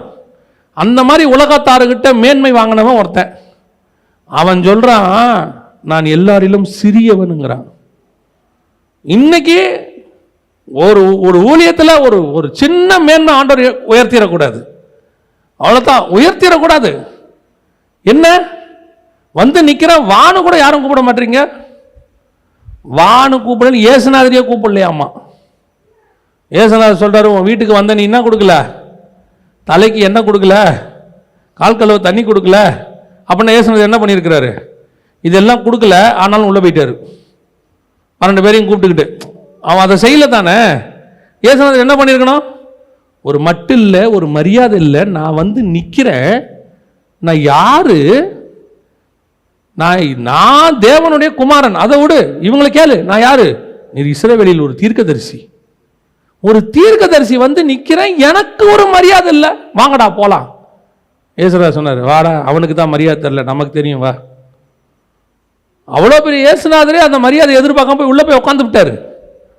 நம்ம என்னடா நிற்கிறேன், என்ன வான்னு கூப்பிடல, என்ன நிற்கிறேன், என் கையில் இருக்க பைய வாங்கல, என்ன நான் நிற்கிறேன், என்னை தோல் மேலே தூக்கிட்டு போல, என்ன நிற்கிறேன், எனக்கு ஒரு மாலை கூட மரியாதை இல்லை, மைக்கில் ஏஞ்சி என்னை பற்றி ஒரு 4 வார்த்தை ஒன்றும் சொல்லாம ஐயா பேசுவாருங்கிறாரு.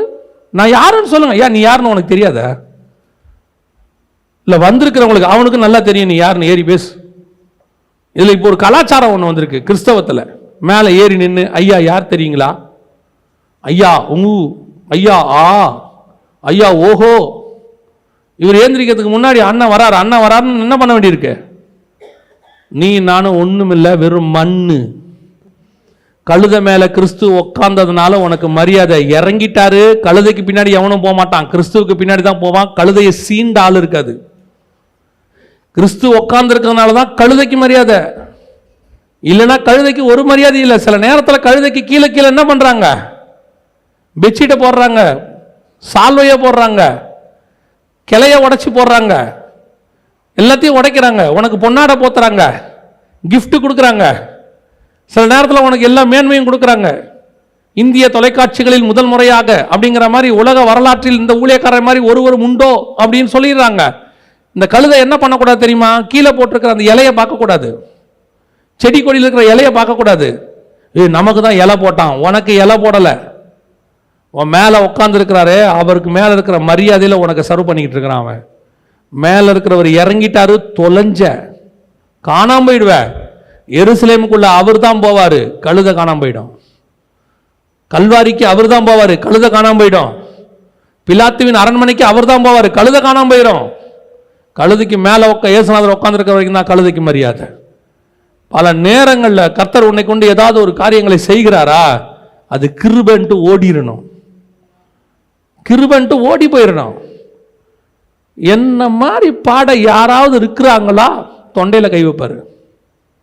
நான் சொல்றேன், என்ன மாதிரி மியூசிக்கை வாசிக்க ஆள் இருக்குதா, கையில் கை வைப்பாரு. எப்பேற்பட்ட மியூசிக் வாசிக்கிற நம்பர் 1 பர்சன் தெரியுமா உங்களுக்கு? அவனை மாதிரி மியூசிக் வாசிக்கவே முடியாது. யாரு? லூசிஃபர். அவனையே கீழே தள்ளி பிசாசுன்ட்டாரு. நம்பர் 1 மியூசிஷியன், அவனையே கீழே தள்ளி பிசாசுன்ட்டாரு. நீ எம்மாத்திரம், நீ எம்மாத்திரம். கர்த்தர் நமக்கு கொடுத்திருக்கிறதுல இங்கே பெரியவன் எவனும் இல்லை சபையில். ஊழியத்தில் பெரியவன் எவனும் இல்லை, உலகத்தில் பெரியவன் எவனும் இல்லை. உலகத்தில் எப்பேற்பட்ட பெரியவன் இருந்தாலும் அவனிலும் பெரியவர் ஒருவர் என்னில் இருக்கிறார். தேவாலயத்திலும் பெரியவர், சாலமோனிலும் பெரியவர், நீங்கள் பார்க்குற எதை வேணால் எடுத்துக்கங்க, அதிலும் பெரியவர் ஒருவர் இருக்கிறார். அவர் உன் கூட இருக்கிறார். அதுதான் உனக்கு எனக்கும் ஆசீர்வாதம். எல்லாத்த விட பெரியவர் என் மேலே இருக்கிறார். யாராவது ஏதாவது உங்ககிட்ட சொல்லுவான், ஐயா உங்களை மாதிரி உங்கள் குரல் இருக்கே அப்படிம்பா. உங்களுக்கு அவனை எப்படி பார்க்கணுன்னா, இந்த சாத்தான் எப்போ உள்ளே வந்தான். நிஜமாக நீங்கள் அப்படி தான் பார்க்கணும். நான் நிஜமாக சொல்கிறேன். யாராவது சாட்சி சொல்லுவாங்க, உங்கள் பாடல் மூலமாக ஆண்டவர் கூட தொட்டார், பேசினார், என் வாழ்க்கை மாறுச்சு, அது வேறு, அது சாட்சி. உங்களை புகழ்றதுக்குன்னே ஒருத்தர் வருவான். பொண்ணுக்கு புடமும் வெள்ளிக்கு குகையும் மனுஷனுக்கு புகழ்ச்சியுமே சோதனை. ஒருத்தன் வருவான், அவன் சாட்சியெல்லாம் சொல்ல மாட்டான். அண்ணா இப்படி ஒரு வெளிப்பாடை நான் பார்த்ததே இல்லைண்ணே அப்படின்னா அவன் நம்மளை மட்டும்தான் பார்த்துருக்கான்னு அர்த்தம். அவன் வேறு யாரையுமே பார்த்ததில்லை. ஏன்னா இதை விட மோளனா பேரெல்லாம் எங்கே இருக்கிறாங்க? நம்ம ஊரில் சொல்லுவாங்கள்ல, நான் ஓட்டப்பந்தயத்தில் 2வது ப்ரைஸ் வாங்கிட்டேன் அப்படிமா. எத்தனை பேர் ஓட்டினீங்க? 2 பேர். அதில் அவன் 2வது. அதில் சொல்லுவான், அண்ணா தமிழ்நாட்டில் உங்களை மாதிரி யாருமே இல்லை அப்படின்னு. அவனுக்கு தெரிஞ்சது நம்மளை மட்டும்தான், இன்னும் வேறு யாரையும் பார்க்கலன்னு அர்த்தம். நமக்கு தெரியணும் இந்த பையன் சொல்கிறது பொய், நீ யாருன்னு யாருக்கு தெரியும்? நமக்கே தெரியும். நம்மில் ஒருவனும் இங்கே பெரியவன் என்று இல்லை, இங்கே ஒருவனும் சிறியவன் என்று இல்லை. இங்கே ஒருவர் இருக்கிறார், அவர்தான் பெரியவர். நாம் அவர் அத்தனை பேருக்கும் வேலை செய்வதற்கு அழைக்கப்பட்டவர்கள். அல்லேலூயா. இது 2வது ஒரு மனம் இல்லாமல் போவதற்கு காரணம். கடைசியா ஒரு நெகட்டிவ் ஒரு மனம் இருக்கு. இந்த ஒரு மனம் வரக்கூடாது. புரியுதா? வாசிங்கள். யோவான் எழுதின சுவிசேஷம் 21ஆம் அதிகாரம் 3வது வசனம் வாசி. சீமோன் பேதுரு மற்றவர்களை நோக்கி, மீன் பிடிக்கப் போகிறேன் என்றான். அதற்கு அவர்கள், நாங்களும் உம்முடனே கூட வருகிறோம் என்றார்கள். அவர்கள் புறப்பட்டு போய் உடனே படவேறினார்கள். அந்த ராத்திரியிலே அவர்கள் ஒன்றும் பிடிக்கவில்லை. இது மிக முக்கியமான ஒரு மனம். இது வரைக்கும் ஒரு மனம் வரணும் தானே பார்த்தோம். இப்போ இந்த ஒரு மனம் வரக்கூடாது. இது என்ன ஒரு மனம் தெரியுமா? இயேசுநாதர் இல்லை, போய் 1 நாள் 2 நாள் தான் ஆகுது. புரியுதா? 2 நாள் தான் ஆகுது. அதுக்குள்ளேயே இவனுக்கு எதிர்காலத்தை பற்றின பயம் வந்துருச்சு. ஏன்? இயேசுநாதர் கூட இருக்கிற வரைக்கும் என்ன வரல? ஒரு கவலையும் இல்லை. இயேசுநாதர் எப்படி வச்சுருந்தாருன்னு கேட்டிங்கன்னா, 3.5 வருஷம் கூட வச்சுருந்தாரு. 3.5 வருஷமும் ஃபாஸ்டிங் கிடையாது, 3 வேளையும் சாப்பாடு. புரியுதா? யோவானுடைய சீசர்கள் கேட்குறாங்க இயேசுநாதர்கிட்ட. என்ன கேட்குறாங்கன்னா, யோவான் எங்களெல்லாம் ஃபாஸ்டிங் போட்டு சாப்பிடிக்கிறான். ஆக்சுவலாக இருதயத்தில் அதான் எண்ணம், யோவான் எங்களுக்கு ஃபாஸ்டிங் போடுறாரு, இவங்களுக்கு நீங்கள் ஃபாஸ்டிங் போடுறது இல்லையா அப்படின்னா இயேசுநாதர் என்ன சொல்லணும்னா, இவெல்லாம் இருக்க மாட்டான்டா அப்படி தான் நியாயமாக சொல்லணும். அவர் அப்படி சொல்லலை. அவர் டீசெண்டாக சொல்கிறாரு, மணவாளன் எடுக்கப்படும் காலம் வரும், அப்பொழுது அவர்கள் உபவாசம் இருப்பார்கள். ஏன்னா சாப்பாடு கிடைக்காதுன்னு அர்த்தம். 3 வேளையும் சாப்பாடு போதாத குறைச்சலுக்கு அப்பப்போ நல்ல விருந்து. சீமோன் வீட்டில் விருந்து, ஆயக்காரன் வீட்டில் விருந்து, எல்லா வீட்லையும் கூப்பிட்டு என்ன செய்வாங்க? நல்ல சாப்பாடு. யோசிச்சு பாருங்க, இயேசுநாதரை கூப்பிடணும்னா கூட 12 பேரை கூப்பிடணும். 12+1. இயேசுநாதரை குடும்பத்தோடு வாங்கன்னு சொன்னோம்னா முடிஞ்சு. எப்படி வருவார்? 13 பேர் வருவாங்க. அப்படி இறங்குவாங்க. வரவன் எல்லாம் சின்ன பசங்க கிடையாது. இப்போ பொதுவாக ஒரு குடும்பத்தோடு கூப்பிட்டோம்னா 2 பெரியவங்க 2 சின்ன பசங்க இருப்பாங்க. இதில் 13 பெருசு. அப்படியே உள்ள அப்படி வருவாங்க. பத்தாததுக்கு எந்த அற்புதம் செஞ்சு முடித்தாலும் மிச்ச மீதியை யார் எடுத்துப்பா? இவங்க எடுத்துருவாங்க. கூட நிறைய அள்ளுங்கள், 12 பேர் எடுத்துருவான். மிச்ச மீதி ஃபுல்லாக இங்கே தான், வேறு யாருக்கும் கொடுக்கறதில்ல. அதை விட முக்கியம் என்ன பண்ணுவான் தெரியுமா? அவனுக்கு இந்த ஓய்வு நாள், நல்ல நாள், கெட்டது நாள்னு கிடையாது. எந்த பக்கம் போனாலும் வயலில் இருக்கிறத கடிச்சு குறித்து சாப்பிட்டுட்டே போவான். வயலில் இருக்காங்க, அவன் ஓய்வு நாள் ஆண்டவர் சொல்கிறார், அவனுக்கு ஓய்வு நாளாவது நல்ல நாளாவது அவன் பாருன்னு சாப்பிட்டு போயிட்டே இருப்பான். எங்கேயும் விட்டு வேற கொடுக்க மாட்டார் இவர். யாருக்கிட்டையும் என்ன செய்ய மாட்டார்? பிள்ளைகளை விட்டு கொடுக்க மாட்டார். இவர் தனியாக இவருக்கு தெரியும், வாங்க தின்னுங்க, சாப்பிடுங்க, நல்லா சாப்பிடுங்க. ஒரு நாள் வரும். எனக்கு ரொம்ப ஆச்சரியப்பட்ட ஒரு விஷயம் பைபிளில் என்னன்னு கேட்டிங்கன்னா, யோவான் எழுதின சுவிசேஷம் 4ஆம் அதிகாரத்தில் இருக்குது. இயேசு சமாரிய ஸ்திரீ கிட்ட பேசிகிட்டு இருப்பார். பேசிகிட்டு இருக்கும்போது இவங்கெல்லாம் எங்கே போயிருந்தாங்கன்னு வசனம் சொல்லணும். அழகாக இருக்கும். யோவான் 4:7 வாசிங்க. அவருடைய சீஷர்கள் போஜன பதார்த்தங்களை கொள்ளும்படி ஊருக்குள்ளே போயிருந்தார்கள். நல்லா கவனிச்சு பாருங்க, உலகத்திலேயே ஒரு ஆளுக்கு சாப்பாடு வாங்க 12 பேர் போனது இவனுங்க தான்.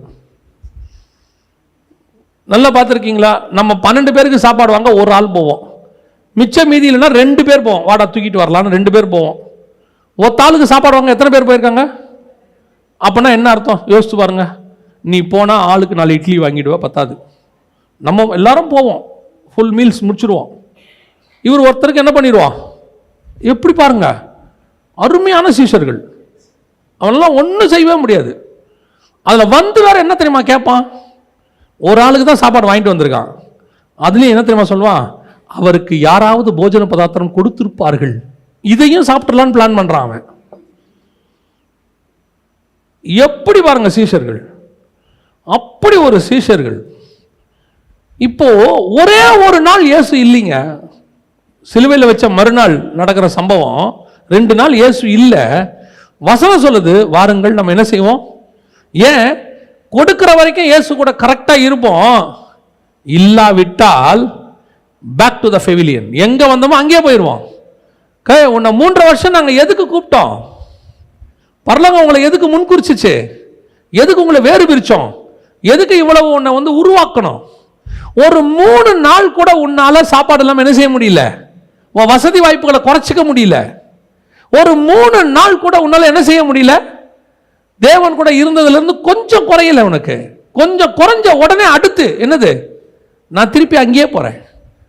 ஏன்பா சர்வைவலுக்கு என்னப்பா பண்றது? சாப்பாட்டுக்கு என்ன பண்றது? அவர் பாட்டு சொல்லாம கொள்ளாம போயிட்டாரு. திடீர்னு சொல்லாம கொள்ளாமையும் போல, அவர் சொல்லிக்கிட்டே இருக்காரு. கடைசியா என்ன பிடிக்க போறாங்க, என்ன அடிக்க போறாங்க, நான் 3 நாள்ல உயிர் தெழுவேன், 3ஆவது நாள் வந்துடுறேன். யோசித்து பாருங்க, இவர் 3 நாள் உயிர் தெழுவேன்னு சொன்னதை யார் ஞாபகம் வச்சிருக்கிறா தெரியுமா? ஆசாரியர்கள் ஞாபகம் வச்சிருக்கிறாங்க. அவன் சொல்றான், 3ஆம் நாளில் அந்த எத்தனை உயிரோடு கூட வருவான் என்று சொன்னான், கல்லறைக்கு காவல் போடுங்கன்னு. அவன் ஞாபகம் வச்சிருக்கிறான். யாருக்கு ஞாபகம் இல்லை? கூட இருந்த சீஷர்களுக்கு ஞாபகம் இல்லை. அதுக்குள்ள என்ன பண்ணிட்டான்? வாங்க மீன் பிடிக்க போலாம். ஏன் இன்னும் இப்படி இப்படி 3 நாளா சாப்பிடாம எப்படி இருக்கிறது? 3 நாளா அவரும் போயிட்டாரு, ஒன்றும் கொடுக்காம போட்டாரு. போனவர் கொஞ்சம் வெள்ளி காசியாவது கொடுத்துட்டு போயிருக்கணும் இல்லையா? மிச்சம் மீதி 12 கூடையை கொடுத்துருந்தா ஒரு 3 நாளைக்கு அது ஓட்டி இருக்கலாம். ஏன் எகிப்திலிருந்து கொண்டு வந்த மாவு 2.5 மாசம் வந்துச்சு. 2.5 மாசம் கழிச்சு தான் அவங்க முறுமுறுத்தாங்க தேவனை பார்த்து. இவன் 3 நாளைக்குள்ளே ஆண்டவர் விட்டு போயிட்டான். பின்மாற்றம். இதுக்கு ஒரு மனம் நாங்களும் வருகிறோம். எவனாவது சொன்னானா, டே ஆண்டவர் 3 நாள்ல வரேன்னு சொல்லியிருக்கிறார், வெயிட் பண்ணுவோம். ஏன் அதுக்குள்ள மீன் பிடிக்க போகணும்? கர்த்தர் நமக்கு ஒன்றும் சொல்லலையே. அவர் நம்மளை எருசலேம்ல தானே தங்கி இருக்க சொல்லியிருக்கிறாரு, நான் வந்துறேன்னு சொல்லியிருக்கிறாரு. ஒருத்தனாவது தோல் மேல சாஞ்சவனும் சொல்லல, தூரம் ஓடனவனும் சொல்லல. இப்படி ஒரு குரூப் இருக்கு. இந்த குரூப்பால கர்த்தருக்கு அகைன்ஸ்டா தான் ஒரு மனம் வருமே ஒழிய கர்த்தருக்கு சாதகமா ஒரு மனம் வராது. இதெல்லாம் நெகட்டிவ். பாருங்க, அனனியா சப்பீரால் கொண்டு வந்து எல்லாத்தையும் கொடுக்குறாங்க. ஒரு பங்கு கொடுத்துட்டாங்க, ஒரு பங்கு வச்சுக்கிட்டாங்க. அந்த ஒரு பங்கு ஏன் வச்சுக்கிட்டாங்க? கர்த்தருக்கு கொடுக்கணுங்கிற எண்ணம் இருக்கு, ஆனா ஒரு பயம் இருக்கு. எல்லாத்தையும் கொடுத்துட்டோம்னா நம்ம என்ன ஆகும்? இதே ஒரு மனம் யாருக்கு வருது? மனைவிக்கும் வருது. அதனால்தான் பேதுரு கேட்கிறான், இதற்கு நீங்கள் ஒருமனப்பட்டது என்ன? அவங்களுக்குள்ள என்ன வந்துருச்சு? பேதுரு அப்படிதானே சொல்றாரு. வாசிங்க அந்த வசனத்தை வாசிங்க. பேதுரு அவளை நோக்கி, கர்த்தருடைய ஆவியை சோதிக்கிறதற்கு நீங்கள் ஒருமனப்பட்டது என்ன? இதோ உன் புருஷனை அடக்கம் பண்ணினவர்களுடைய கால்கள் வாசற்படியிலே வந்திருக்கிறது, உன்னையும் வெளியே கொண்டு போவார்கள் என்றான். நீங்கள் ஒருமனப்பட்டது என்ன? எது? தேவனுக்கு அகைன்ஸ்டா யோசிக்கிறதுக்கு ஒரு மனம், கர்த்தருக்கு அகைன்ஸ்டா யோசிக்கிறதுக்கு ஒரு மனம். இன்னைக்கு ஒரு குரூப் அப்படி இருக்கு. கர்த்தர் சபையில ஒரு திட்டத்தை கொடுக்கிறாரு, ஏதோ ஒன்று ஊழியக்காரன் வழியா சொல்றாரு, ஒரு கூட்டம் அப்படியே ஒரு மனதோட அதை எதிர்க்கும். ஆண்டவர் சொல்லுவாரு, அதை ஒரு மனதோடு கூட எதிர்க்கும். தேவன் ஆரோனை தெரிந்து கொண்டார், கராக கூட்டத்தார் என்ன பண்றாங்க? ஒரு பெரிய கூட்டம் ஒரு மனதோடு கூட என்ன செய்யறாங்க? அவனுக்கு எதிராக. இந்த ஒரு மனம் வரக்கூடாது. இந்த ஒரு மனம் வரவே கூடாது சபையில். கர்த்தருக்கு அகைன்ஸ்டான ஒரு மனம், இது பின்மாற்றத்தினுடைய அறிகுறி. இவர்களை வைத்துக்கிட்டு எழுப்புதல் வராது. இன்னைக்கு எழுப்புதல் கூட்டம் நடத்துகிறாங்க நிறைய பேர். தயவு செய்து எழுப்புதல் கூட்டத்துக்கு அடிப்படையான ஃபார்முலா இது. இந்த மாதிரி ஆட்கள், ஏன்னா பைபிளில் அவர்கள் வந்தார்கள், ஒருமனப்பட்டு வந்தார்கள், அவங்க எல்லாம் கூடி ஜெபித்தார்கள், எழுப்புதல் வந்தது. இவங்களும் அந்த வசனத்தை வச்சுக்கிறாங்க, கூடி ஜெபிக்கணுன்றாங்க, எழுப்புதல் வருங்கிறாங்க. நான் சொல்றேன், எழுப்புதல் வருவதற்கு முன்பதாக கர்த்தர் 3 வருஷம் இவங்களை ரெடி பண்ணியிருக்கிறார். அந்த 3 வருஷம் ரெடி பண்ணியும் ரெடி ஆகாமல் 3 வருஷம் கழிச்சு இவங்க ரெடி ஆகுறாங்க. அப்பதான் இவங்களை வச்சு பெரிய காரியம் செய்ய முடிஞ்சிச்சு. இன்னைக்கு நாம எப்படிப்பட்டவங்களா இருக்கிறோம்? தேவனுக்கு அகைன்ஸ்டா, தேவ ஊழியக்காரங்களுக்கு அகைன்ஸ்டா கூடுறதுல ஒரு குரூப் இருக்குது. அவங்களுக்கு எதிராக பேசுறதுக்கு ஒரு குரூப், அகைன்ஸ்டா பேசுறதுக்கு ஒரு குரூப் ஒரு மனதோட கூடும். கர்த்தருக்கு என்று ஏதாவது செய்யறதுக்கு இது ஒரு மனமா கூடாது. எழுப்புதலுக்கு ஒரு மனமா வராது. ஆண்டவர் நீ பெரியவன் நான் பெரியவன் விட்டுறா எல்லாரும் சமம், அதுக்கு ஒரு மனம் வராது. அது எப்படிங்க? நாங்க இன்னாரு, நாங்க பிறக்கும் போதே அதுல பிறந்தோம், பிறக்கும் போதே இதுல பிறந்தோம், பிறக்கும் போது ஹாஸ்பிட்டலில் தான் பிறந்தோம், வேற எதுலேயும் பிறக்கல, கதை முடிஞ்சிருக்கோம் இல்லையா? குழந்தைய மாற்றி நர்ஸு கொடுத்துருந்தாங்கன்னு வச்சுக்கோங்க, கவர்மெண்ட் ஹாஸ்பிட்டலில் ஒரு நாளைக்கு 10, 20, 30 பிறக்கும். திடீர்னு குழந்தை மாற்றி கொடுத்துட்டாங்கன்னு வச்சுக்கோங்க, நமக்கு தெரியலன்னு வச்சுக்கோங்க, இப்போ நீங்கள் நினைக்கிற அதுலேருந்து இதில் வளர்ந்துக்கிட்டு இருக்கோம். அது கர்த்தர் நமக்கு கொடுத்ததெல்லாம் நல்லது. இதில் நம்ம யாரும் எதுலேயுமே பெரியவங்க கிடையாது, எதுலேயும் பெரியவங்க கிடையாது. இன்றைக்கி சபைக்குள்ள இதுக்கு ஒரு மனம் வரக்கூடாது. அது எப்படிங்க? அதெல்லாம் விட்டு கொடுக்க முடியாது. நாமெல்லாம் ஒன்றா இருந்து இதை எதிர்க்கணும். கர்த்தர் உங்களை விரும்பலை. உங்களை கொண்டு கர்த்தர் காரியங்களை வாய்க்க பண்ண முடியாது. உன்னுடைய சபையில் எழுப்புதல் வராது. உன்னை வச்சு கர்த்தர் எழுப்புதலை கொண்டு வர முடியாது. யாரை கொண்டு தெரியுமா கர்த்தர் காரியங்கள் செய்ய முடியும்? இந்த உலக பிரகாரமான காரியங்களை எதையும் பார்க்காம, பரலோகம் எனக்கு ஒரு திட்டம் வச்சிருக்குது, அந்த திட்டத்தை நான் சுமந்து கொண்டு போகிறேன். இப்போ எருசலேமில் அவங்க ஒருமனப்பட்டாங்க, அடுத்த அதிகாரத்தில் சிதறடிக்கப்பட்டாங்க. 5ஆம் அதிகாரத்தில் அவங்க சிதறடிக்கப்பட்டாங்க. யோசிச்சு பாருங்க, 8ஆம் அதிகாரம் சொல்லுது, சிதறி போனவர்கள் எங்கும் சுவிசேஷத்தை பிரசங்கித்தார்கள். சமரியாவுக்கும் சிதறி போனாங்க, ஆனால் அத்தனை பேரும் ஒரு மனதோட சிதறி போனாங்க. அத்தனை பேரும் எப்படி போனாங்க? இப்ப தனித்தனியா இருக்கிறான், ஆனா என்ன இருக்குது? ஒரு மனம் இருக்கு. பிதா பரலோகத்தில் இருக்கிறார், இயேசு பூமியில் இருக்கிறார். ஆனா சொல்றாரு, நானும் பிதாவும் ஒன்றாய் இருக்கிறது போல. அப்ப ஒரு மனம் என்பது 2 பேர் பக்கத்துல உட்கார்ந்து இருக்கிறது இல்ல, 2 மனம் ஒன்றா இருக்கிறது.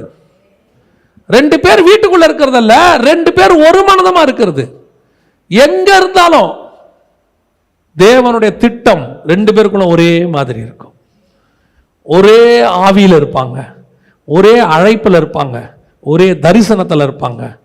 இப்போ யோசித்து பாருங்க, இவங்க எல்லாம் சிதறி போயிட்டாங்க, ஆனால் தேவனுடைய ராஜ்யம் கட்டப்படுது. ஏன் கட்டப்படுது? இவங்க சிதறி இருக்கிறாங்க, ஆனால் சிந்தனை ஒன்றா இருக்குது. எங்கே போனாலும் இவங்க நோக்கம் கிறிஸ்துவின் ராஜ்யம் கட்டப்படணும். அங்கே போகும்போது நான் பெரியவன் நீ பெரியவன் கிடையாது. அங்கே போகும்போது எங்களுக்கு என்ன கிடைக்கும் தெரியாது. பணத்தை எடுத்து தர்ம காசை மொத்தமாக கொடுக்குறாங்க, அதை அப்படியே கொண்டு போய் இடத்துல செலவு பண்ணுறான். சொல்கிறான், அவர்களை ஆசீர்வதிக்கும்படி உங்களை ஆசீர்வதிக்கும்படி அவர்களை கொள்ளையிட்டேன், கொண்டு வந்தேன், கொடுத்தேன், முடிஞ்சிச்சு. இப்போ சொல்கிறான், எனக்கு என்ன கிடைக்கும்னு கேட்டவன் சொல்கிறான், என்னிடத்தில் வெள்ளியும் இல்லை பொண்ணும் இல்லை. ஏன்? எனக்கு இப்போ அது தேவையும் இல்லை. என் தேவையெல்லாம் இயேசு கிறிஸ்து, என் தேவையெல்லாம் கர்த்தருடைய திட்டம், என் தேவையெல்லாம் கர்த்தருடைய ஊழியம். அதை நான் செஞ்சு முடிச்சுட்டு பரலோகத்துக்கு போகணும். இந்த ஒன்னஸ் தான் கர்த்தர் உங்கள்கிட்டையும் எங்கிட்டையும் எதிர்பார்க்கிறார். இன்னைக்கு என்ன, வரும்போதே ஒரு நோக்கத்தோடு தான் வரா.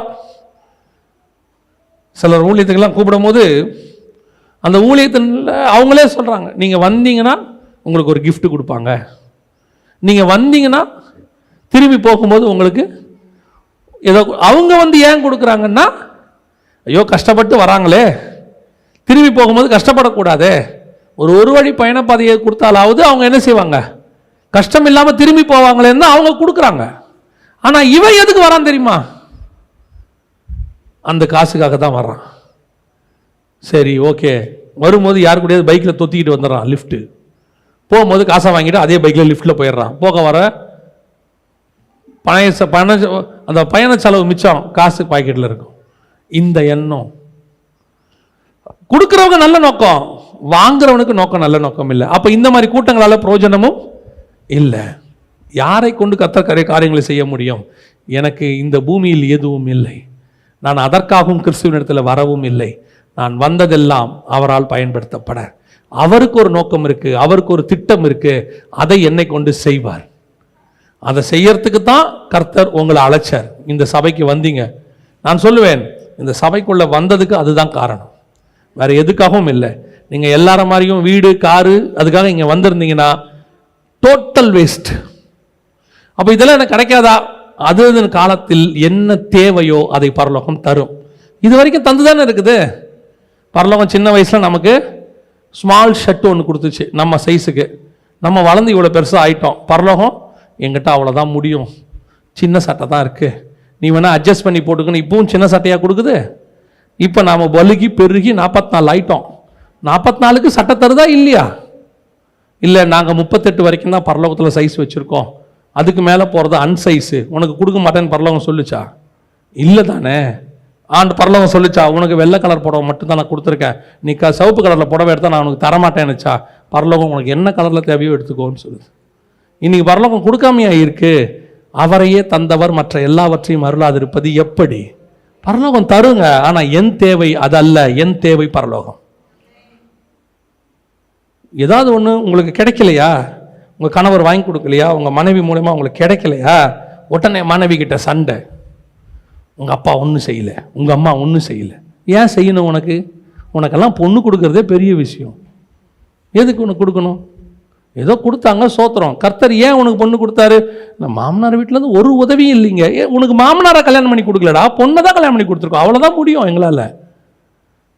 சிலர் உங்களை கல்யாணம் பண்ணி எனக்கு என்ன கிடைச்சது சொல்லுங்க, வந்ததுலேருந்து ஒரு சவரன் வாங்கி கொடுத்துருக்கீங்களா? உன்னை அதுக்கு கூட்டு வரலாமா? நாங்கள் உன்னை அழகு பண்ணி பார்க்கறதுக்காக கூட்டு வந்தோம். நாங்கள் நகை கடையாக வச்சுருக்கோம். உன்னை பரலோகம் ஒரு திட்டத்தோடு கொடுத்துச்சு. அந்த திட்டத்தை நிறைவேற்றுறதுக்கு தான் 2 பேர் இருக்கோம். அந்த எண்ணத்தை உனக்கும் இருக்கணும், உன் கணவனுக்கும் இருக்கணும். இந்த அம்மா கிட்டேருந்து எதிர்பார்க்கறதுக்கு அவரும், அவர்கிட்டேருந்து எதிர்பார்க்கறதுக்கு இந்த அம்மாவும் இல்லை. நாங்கள் 2 பேரும் சேர்ந்து எதுக்காக தெரியுமா? எங்களை கொண்டு பரலோகம் ஒரு காரியம் செய்ய நினைத்திருக்கிறது. அந்த காரியத்தை நாங்கள் 2 பேரும் செய்து முடிப்போம். கர்த்தர் வருவதற்குள்ளாக செய்து முடிப்போம். அந்த நாங்கள் செய்கிற காரியத்தில் எங்களுக்கு என்ன குறைவுகள் வந்தாலும் சரி, நிறைவுகள் வந்தாலும் சரி, அது எங்கள் திட்டத்தை தடுக்காது. நாங்கள் தேவனுடைய திட்டத்தை செய்து முடிச்சுட்டு பரலோகத்துக்குள்ளே பிரவேசிப்போம். அல்லேலூயா.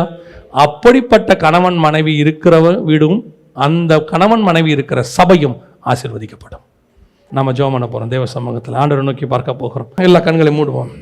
பரலோகம் உங்களை என்னையும் அழைச்சதுக்கு ஒரு பெரிய திட்டம் இருக்கிறது. 800 கோடி மக்களில் குறிப்பாக இந்த கடைசி காலத்தில் ஏன் ஆண்டவர் உங்களை முன்குறிச்சாரு? எதுக்காக உங்களை கொண்டு வந்தாரு? எதுக்குள்ள உங்களை சத்தியத்துக்குள்ள ஏன் நடத்துறாரு? பல நேரங்களிலே சபைகளில் ஆழமான காரியங்களை கர்த்தர் பேசுகிறார். ஏன் பேசுறாரு? கிறிஸ்து மணவாட்டியாகிய சபையை கல்யாணம் பண்றது எதுக்காக? மணவாட்டி கிட்ட இருந்து ஏதாவது கிடைக்கும்னு அவர் கல்யாணம் பண்ணாரா? இல்ல மணவாட்டியாகிய சபை கிறிஸ்துவை ஏன் மணவாளனாக ஏற்றுக்கொண்டது? அவர் என்ன பொன்னினாலும் வெள்ளினாலும் அலங்கரிப்பார் என்றா? இல்லை. கிறிஸ்து சபையை முன்குறித்ததுக்கு ஒரு முகாந்தரம் உண்டு. பரலோகத்திலே ஒரு திட்டம் உண்டு. சபை கிறிஸ்துவை சொந்த ரட்சகராக ஏற்றுக்கொண்டதுக்கு ஒரு முகாந்தரம் உண்டு. அதே போலத்தான் உனக்கு கர்த்தர் ஒரு கணவனை கொடுத்தார். எதுக்காக?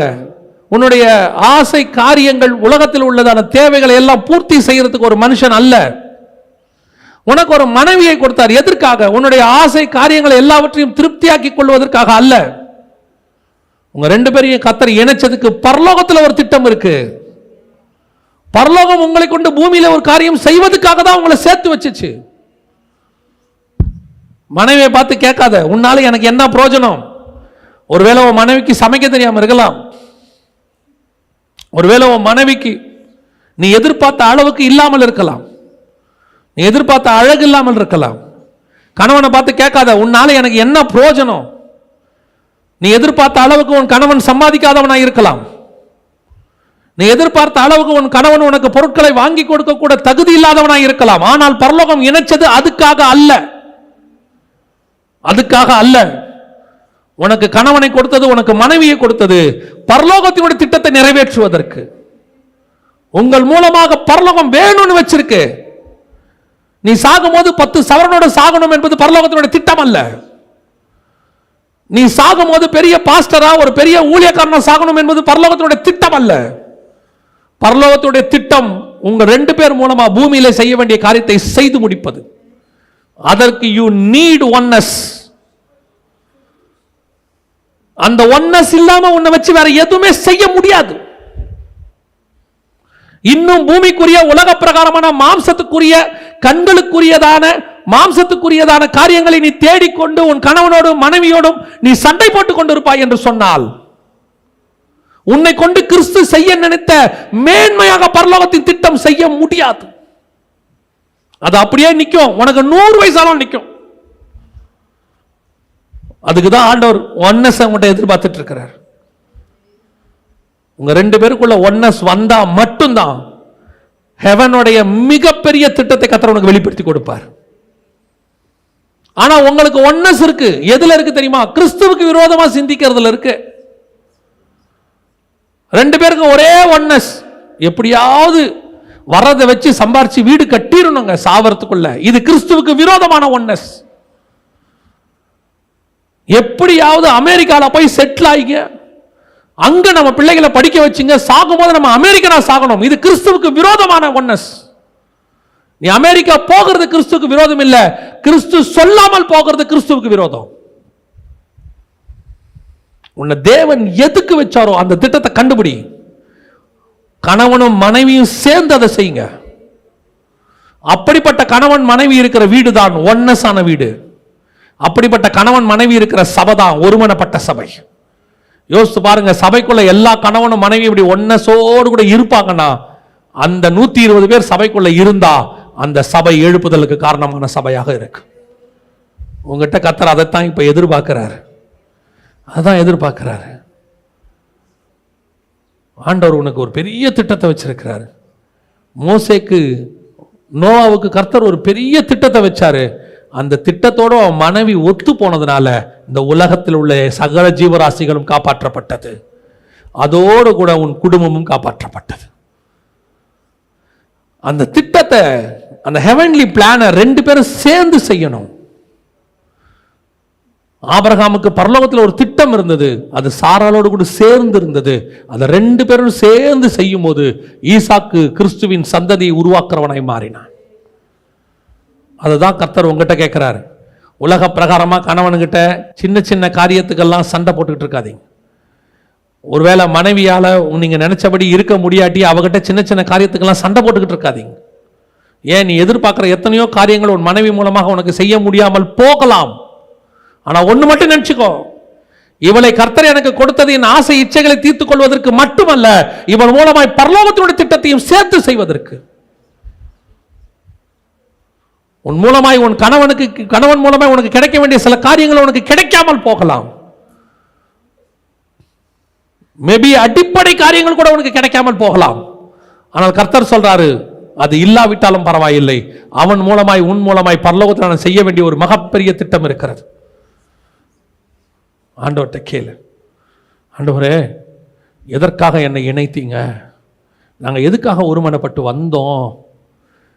ஏன் எங்களுக்குள்ள ஒருமனமே வர மாட்டேங்குது? ஏன் எங்களுக்குள்ள பிரச்சனை போய்கிட்டே இருக்கு? ஏன் இந்த பிரச்சனையை பிசாசு கொடுத்துக்கிட்டே இருக்கான்? அவனுக்கு நல்லா தெரியும், நீ அந்த ஒரு திட்டத்தில் நீங்க 2 பேரும் ஒன்னா சேர்ந்துட்டீங்கன்னா உங்களை தடுக்க முடியாதுன்னு அவனுக்கு நல்லா தெரியும். அந்த திட்டத்தை நீங்க 2 பேரும் சேர்ந்து கண்டுபிடிக்க முடியாதபடிக்கு அவன் பிரச்சனை பண்ணிக்கிட்டே இருக்கான். இன்னைக்கு ஆண்டவர்கிட்ட கேளு, ஆண்டவரே எனக்கு இன்னைக்கு நீங்க சொல்லி கொடுத்துருக்கிறீங்க ஆண்டவரே, இன்னைக்கு நான் உட்காந்து கண்டுபிடிக்கிறேன். 1000 குறை இருக்கட்டும் என் மனைவி கிட்ட, 1000 குறை இருக்கும் என் கணவன்கிட்ட, ஆனா எங்களுக்கு ஒரு பாயிண்ட்டை நீங்க சேர்த்து வச்சிருப்பீங்க, அந்த பாயிண்ட்ல நாங்க போய் உட்காடுறோம் ஆண்டவரே. ஒப்பு கொடுப்போமா தெய்வ சமூகத்தில்? ஜெபிக்க விரும்புகிறவங்க கரங்களை ஆண்டவர்கிட்ட உயர்த்தி சொல்லுங்க, ஆண்டவரே இந்த நாள் எங்களுக்கு ஒரு பெரிய மாற்றத்தின் நாளாக இருக்கட்டும்பா, ஒரு விசேஷத்த நாளாக இருக்கட்டும் தகப்பனே. இங்க நாங்க யாரும் இங்க பெரியவங்க கிடையாது, சபையில் யாரும் பெரியவங்க கிடையாது, கணவனை விட மனைவி பெரியவ கிடையாது. மனைவியை விட கணவன் பெரியவன் கிடையாது. நான் அதிகம் சம்பாதிக்கிறேங்கிற திமிர் மனைவிக்கும் வரக்கூடாது. நான் ஆண் என்கிறத அகங்காரம் கணவனுக்கும் வரக்கூடாது. நாங்கள் இணைக்கப்பட்டதுக்கு, நாங்கள் ஒருமனப்பட்டால் மட்டும்தான் எங்கள் மூலயமா கர்த்தர் இதை செய்ய முடியும். ஒப்பு கொடுப்போமா தெய்வ சமூகத்தில்? ஜெபிக்க விரும்புகிறவங்க உங்கள் கரங்களை ஆண்டவருக்கு உயர்த்தி சொல்லுங்கள். ஆண்டவரே, உண்மை சந்திக்க நாங்கள் வரும்போது எப்படி அப்போஸ்தலர்கள் ஒருமனப்பட்டவர்களாக உண்மை சந்திக்க வந்தாங்களோ அதே மாதிரி நாங்களும் வரணும் ஆண்டவரே. எங்கள் சபை வரணும் ஆண்டவரே. ஏதோ ஒன்றை செஞ்சுட்டு உங்களை சந்திக்க நாங்கள் வரணும் ஆண்டவரே. எங்களுக்குள்ள இனி தேவையெல்லாம் நீங்கள் தான் ஆண்டவரே. எங்கள் தேவையெல்லாம் நீங்கள் தான். இங்கே நாங்கள் யாருமே பெரியவங்க இல்லை ஆண்டவரே. எங்கள் படிப்பு பெருசு இல்லை, எங்கள் அந்தஸ்து பெருசு இல்லை, நீங்கள் தான் பெரியவங்க ஆண்டவரே. கடைசியாக உங்களுக்கு விரோதமான ஒருமனப்பாட்டு எங்களுக்கு வரவே வேண்டாம் ஆண்டவரே. நீங்கள் விரும்புகிற ஒருமனம் எங்களுக்குள்ளே வரட்டும். ஒப்பு கொடுத்து ஜெபம் பண்ணுவோமா? எங்கள் சர்வ வல்லமையுள்ள ஆண்டவரே, இந்த அருமையான நேரத்துக்காய் ஸ்தோத்திரம். நாங்கள் ஒருமனப்பட்டு ஜெபிக்கிறோம் ஆண்டவரே. நீர் விரும்புகிற ஒருமனம் எங்களுக்குள்ளே வரட்டும். மகிமையுள்ள கரத்தில் எங்களை தாழ்த்துகிறோம். நீர் விரும்புகிற எழுப்புதல் எங்கள் மூலமாய் வரட்டும். எங்கள் ஆண்டவர் இயேசுவின் நாமத்தில் பிதாவே.